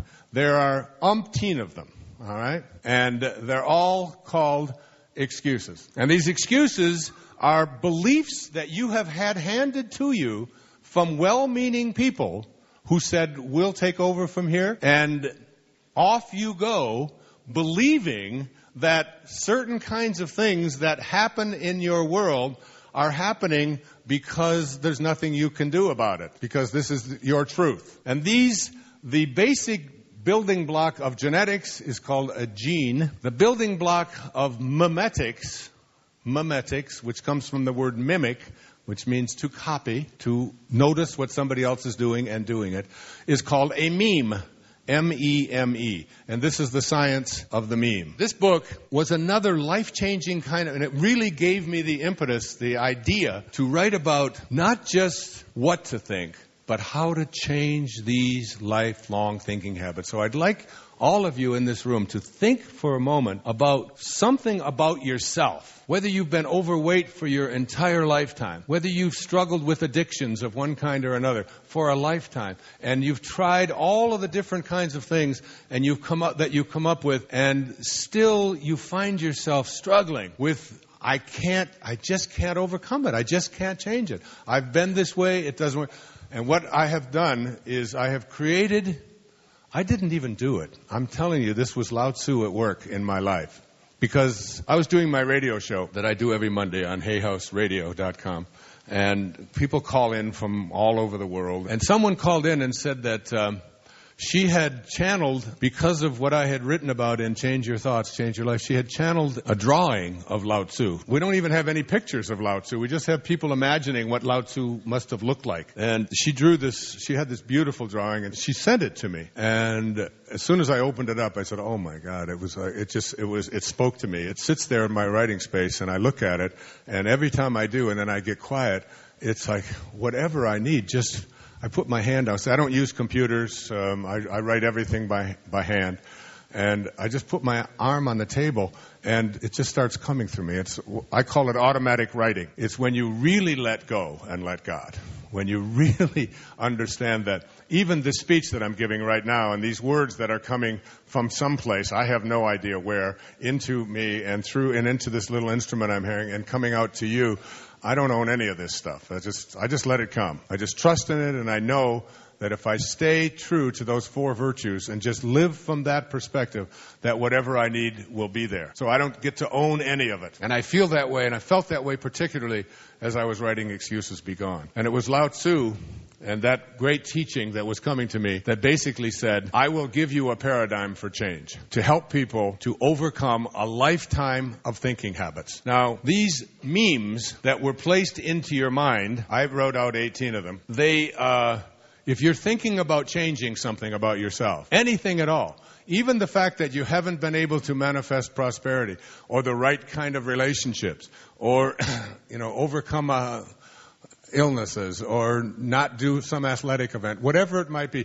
something that you have been unable to do, these are the memes. And then at the end, I'm going to go through this paradigm for you very quickly. I just did a workshop in Maui for about 500 people from all over the world last weekend or the weekend before with my friend Ram Dass. By the way, he could definitely use your prayers tonight. After the seminar, he fell out of his wheelchair and cracked his hip and had to have a hip replacement. And when I was with him at the hospital on Sunday before I came here, he still wasn't able to breathe on his own. But it looked better when I've talked to him on the phone or I talked to his... So if you loved Ram Dass as I do, your deepest prayers would be much appreciated. At any rate, the year before, I started just thinking about this paradigm. And we had a woman there. Her name was Suzanne. And she's from Toronto, actually from London, Ontario. She had binged and purged for 22 years without missing a day. She looked like death walking. Hollow eyes, sallow skin, sadness, a shaking, a quivering whenever she was. Brilliant, very intelligent woman. Binging and purging every day for 22 years. And we ran her through the paradigm in 40 minutes in front of 600 people. And when we were there on October the 27th, she celebrated her 1-year anniversary of not binging and purging. She did it in 40 minutes. That's how powerful what I'm talking about is. In Excuses Be Gone. And here are a few of these excuses that we use, none of which measure up and hold any truth. It will be difficult if I want to change. That's a meme. The idea that if you've had a habituated way of thinking and being and behaving, and if you've had it for a lifetime, one of the things that you'll hear people say, they say it all the time, is it's going to be difficult to change that. Second one is that it will be risky. A third is that it will take a long time for me to change. That there will be family drama. These are all memes. That I don't deserve it. That it's not my nature. That I can't afford it. That no one will help me. That it's never happened before. That I'm not strong enough. That I'm not smart enough. That I'm too old or I'm too young. I thought of that one when they asked me to do a film, which meant giving up a month of my life and doing 14 and 16-hour days from 7 in the morning till 9, 10 at night, sometimes staying up all night, filming and refilming and refilming and refilming. And you don't just do to get 1 minute on the screen might take 4 hours easily. And to put myself through that and to take direction and to be told what to say and how to say it and where to stand and what the shadows are and to just give it all up and just surrender to it and say, I'm willing to do that. I'm willing to take on something I've never done before and just let it happen in the name of creating something that can transform the world. Are you willing? And I said, yes. And I remember how I surrendered as we filmed out in a place called Asilomar in just south of Monterey, California for an entire month. It's like to let go of the meme that I'm too old to do something like that I can't change, that it's not something that I could do. You just let go of those. That the rules won't let me, that it's too big, that I don't have the energy, that my family history won't allow it, that I'm too busy, that I'm scared. All of these and many, many, many more, all of these are none of the things that God does. The Tao needs no excuses, does it? God needs no excuses whatsoever.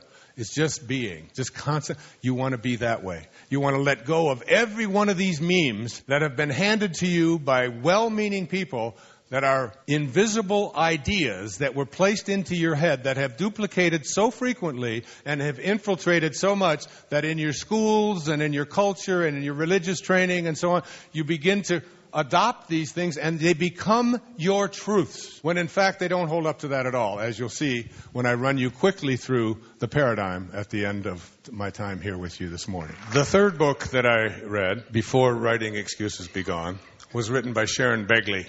We don't have it here. It's called Train Your Mind, Change Your Brain. She is the science writer for Newsweek magazine, and she spent about 10 years with the Dalai Lama, who brought the top neuroscientists from all over the world to his place in Lhasa, over India and Tibet, where, all the places that he brought these great teachers, and would have them all come together and look at the most recent literature that was being done in the field of neurology about what could be done with the brain. For those of you, or any of you, who are experiencing or have people in your family who are experiencing any kind of depression, I would really recommend you take a real hard look at some of the research that is being done.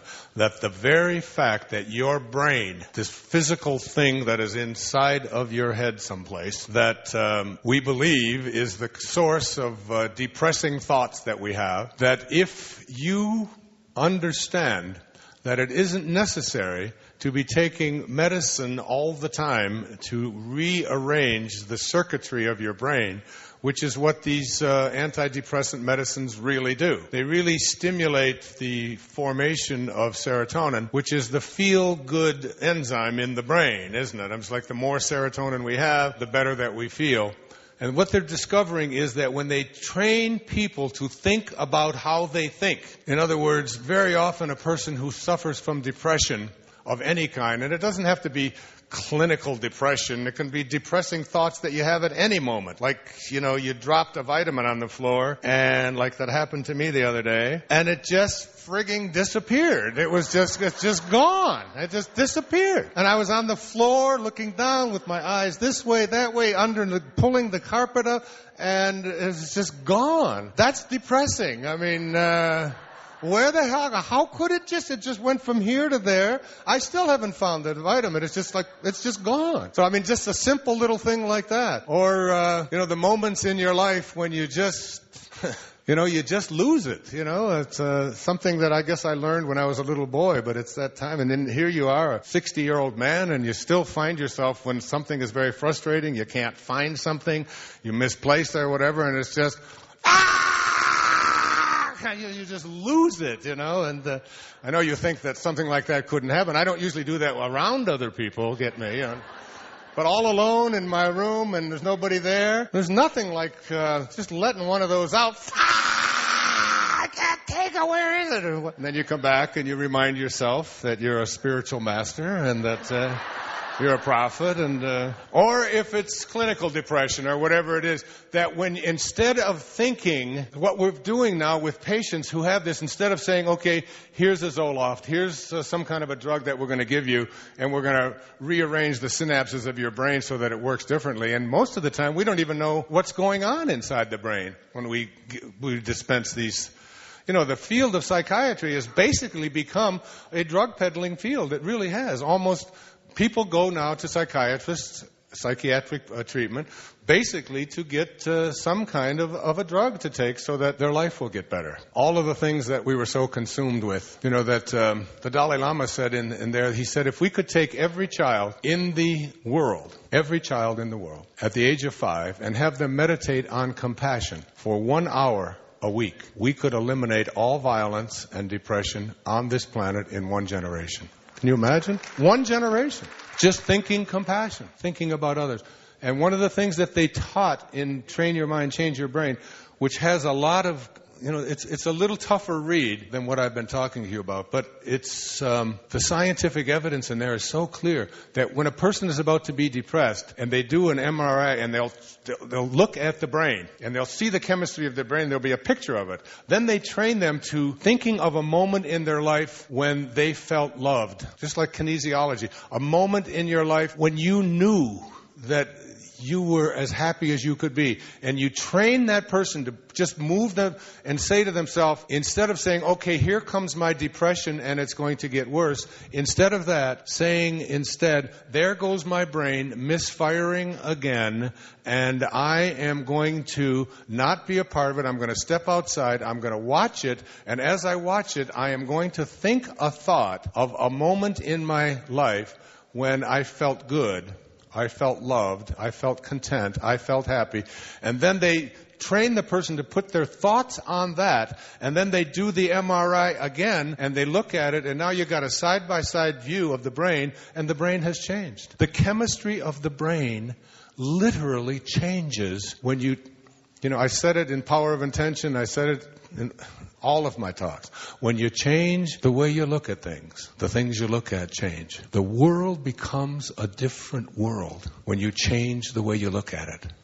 If you believe you live in a depressing world, you'll be looking for something to verify and validate that for yourself. When you change the way you look at this world, you live in a different world. So I would recommend you look at that. Now, in the last 10 minutes or so, I'd like to go through this paradigm rather quickly. Because of, it's each one of these questions is a chapter in Excuses Be Gone. And that's the third part. The first part talks about Bruce's book and talks about the 3 books that I mentioned, Virus of the Mind, Change Your Brain. And then the middle part of the book really looks at the principles that are involved. Thinking with awareness, thinking in terms of alignment, thinking passion, thinking compassion. And then this paradigm, which was given to me by my ancient spiritual friend, who I can still see walking off out of the villages where everybody was going to continue the warring states to live in peace in his final days, Lao Tzu. So the first of these questions is the most important. The question is it true? And as you listen to this paradigm, I'd like you to just really be thinking about not just yourself and the people in your immediate family, but think about our children. It's why when I was being introduced, she talked about the children's books. You can teach children these principles. So the first question, let's take the excuse, it's going to take a long time, it's going to be difficult, because that's the one, particularly for those of you who have suffered with physical maladies, who have suffered with being overweight, who've suffered with not having enough prosperity into your life. I'd like you to just think about the question, is it true? Is the thought that it's going to be difficult to change true? And I'd like to work with someone to do that, but because of time constraints, I can't. So the question of, is it true? The fact is that you think approximately, they say, for those who engage in these accounting practices, about 60,000 thoughts, separate thoughts, every single day. The problem with it is that you're going to think the same 60,000 thoughts today that you did yesterday and again tomorrow. And the real problem with this is about 59,950 of them are not true. They're just memes. They're things, they're viruses that have been planted into your mind to believe that it's going to be difficult. If you think that it's going to be difficult to change and you're really convinced of that, I put you through this in the paradigm and in the therapy, which is, can you be 100% certain that it's going to be difficult and it's going to take a long time and there's going to be family drama if you were to do what you want to do? Can you be 100% certain that those things are true? The answer to that is no. You can never be 100% certain. So now you have a potential thought that something is going to be difficult. And if you know that it may or may not be true, even if you're absolutely convinced that it's 100% true, but then you start thinking about it, you say, well, I can never be sure 100% that it's going to be true. Then you say to yourself, I have the option to think a thought which may or may not be true. The first thought, if I think it's going to be difficult, is going to lead me away from where I would like to be. The second thought, which also may or may not be true, is going to lead me to where I want to be. Which one of those thoughts, which may or may not be true, would you elect to take? This is what I was taught by Lao Tzu. That if you have a choice to think a thought that may or may not be true, why not pick the one that will lead you to where you would want to be? So what is the reverse thought of it's going to be difficult, it's going to be easy, or it's not going to be difficult? Okay? So now you have that choice. And you begin to take that thought. I'm too old. It may or may not be true. I'm too young. It may or I'm not smart enough. It may. Now, you begin to work this paradigm this way, that every time you have a thought about something which constitutes an excuse, which is nothing more than a meme, then you begin to reverse it. And you begin to make the shift. And as you make that shift, you start thinking thoughts that may or may not be true, but always will lead you closer to where you want to be. So that's the first question. Is it true? The second question is, and again, remember, each of these are a chapter, and I spent a month on each one of these. Where did it come from? Where did the thought that I can't make something happen, I can't create prosperity, I can't create health in my life, where did that thought come from? The answer to this question, the short answer to this question is, it came from me. It came from myself. I chose it. It was the way, even though I was a child, and it was handed to me, and it was imposed upon me, there were other children around me who had the same kinds of things imposed upon them, and they didn't buy into the same excuse that I'm buying into. You take responsibility for everything. Someone asked me in the back, what about if you have cancer? What about if you have something that has come to you and you can't overcome that? Do I take responsibility for that? The answer to that is yes. It's not about blame. It's not about karmic paybacks. It's about saying, I have been a vibrational match to what I have attracted into my life. I'm not guilty for it. I didn't do anything wrong, but it is mine. Because the reason, as I told the gentleman, the reason that you do that is because if something outside of you is responsible for anything going on inside of you, you have to wait for something outside of you to shift and change. Whereas if you take responsibility and begin to say, I'm choosing this, I've elected this, then you have an opportunity to make it go away, and otherwise you don't. Blame is a guarantee that the excuse will prevail, okay? And all excuses, no matter what they are misalignments. They're all misalignments. That is, you are not aligned with God. God needs no excuses. Third question is, what are the payoffs? Why would I continue to think thoughts that don't work for me and contribute to my having excuses? The payoffs basically are avoidance. It's easier. It's the way that I can manipulate other people. You begin to look through the psychological support system for all of it. And now comes the guts of all of this paradigm. And if you want to know more about this, my friend Byron Katie, one of the great teachers on the planet, one of my closest friends, I spoke to her last night, and her stuff with the work, she has worked with me and been specifically instrumental in helping me to overcome some very difficult things in my own life. She is someone that I have never heard anything ever come out of her mouth other than love. She's one of the kindest spiritual saints walking this planet today. And if you get a chance to hear her, I urge you to do so. She does something called the work. And one of the questions that I learned from her in this paradigm is, what would my life look like if I couldn't think the thought that it's going to be difficult? And when I asked Suzanne, who was going through her first day of not binging and purging, what would your life look like if you couldn't think that this was going to take a long time? If you couldn't think it was going to be difficult? If you couldn't think that you didn't have the ability to change? What if you couldn't think that thought? Without that excuse, everybody always says, if I couldn't think it, I would feel free. I would be free. And that's the freedom that comes to it. The fifth question is, can I create a rational reason to change? My son Sands, who's 21 years old, has a habit, a bad one, according to him. He can't get up in the morning. He sleeps till noon, 1 o'clock, 2 o'clock every day. He can't get over it. He said, Dad, I just can't. I'm just too damn tired. I mean, I just can't get up, and I go to bed. It doesn't matter what time I go to bed, I have to sleep. So for his 21st birthday, we gave him a trip to Indonesia. Now, he loves to surf.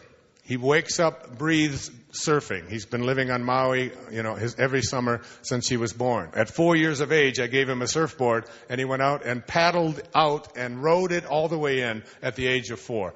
He breathes surfing. He has surfing magazines. He gets up, and does his surf. So for going to Indonesia, he went down to Indonesia. He went on a boat for 10 days to get the best surf that you can find. And they have all these machines, and they find out where the waves are. And he's up every morning at 5 o'clock. 5 o'clock.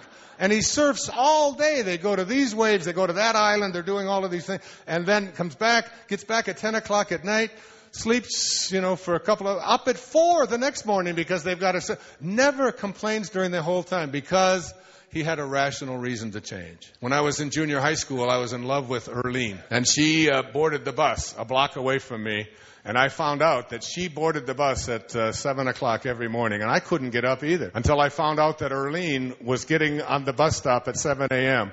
I was up at 6. Getting ready with my Brill cream. I had a big wave and all of, and my Old Spice, what I would slap on me and walk down there and just hope that she would notice me. Because when I had a rational reason to change, do you have a rational reason to change any of these habits in your life? Create one and then follow the paradigm. The 7th is, can I access universal cooperation in shedding old habits? All you have to do is live the virtues, and you access divine cooperation by living the virtues. So I'd like to close and tell you, there was a woman, an old woman, who lived by the bank of a river in Nepal. And she was a saint by all means. She carried with her a little container where she kept dried pieces of bread. And one day she found a precious stone. And the stone was so precious that she knew that if she kept it, that she would have everything that she could ever want for the rest of her life. Such was its value, this huge piece of precious stone. And one day a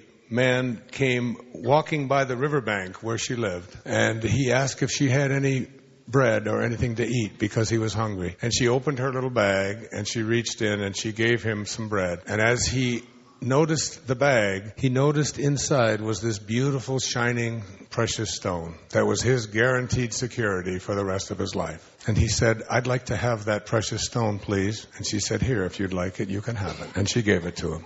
And he left, feeling as if he now was taken care of, as if it was a divine intervention. The next day, he returned to the woman, and he said to her, I'm going to give you back this stone. He said, but I'd like to have you give me something even more precious than that stone.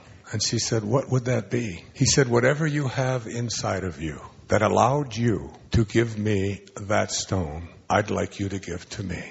In every moment of your life, you have a choice. And here it is. You can either be a host to God or a hostage to your ego, to that false self. It's your choice. God bless you, and thank you for coming today. To watch another amazing Wayne Dyer video, check it out right there next to me. I think you'll love it. Continue to believe, and I'll see you there. And it's all done through this process of shifting out of a thought that excludes one and includes another. And you cannot contemplate what you don't want, which almost all of you do on a regular basis, and keep getting surprised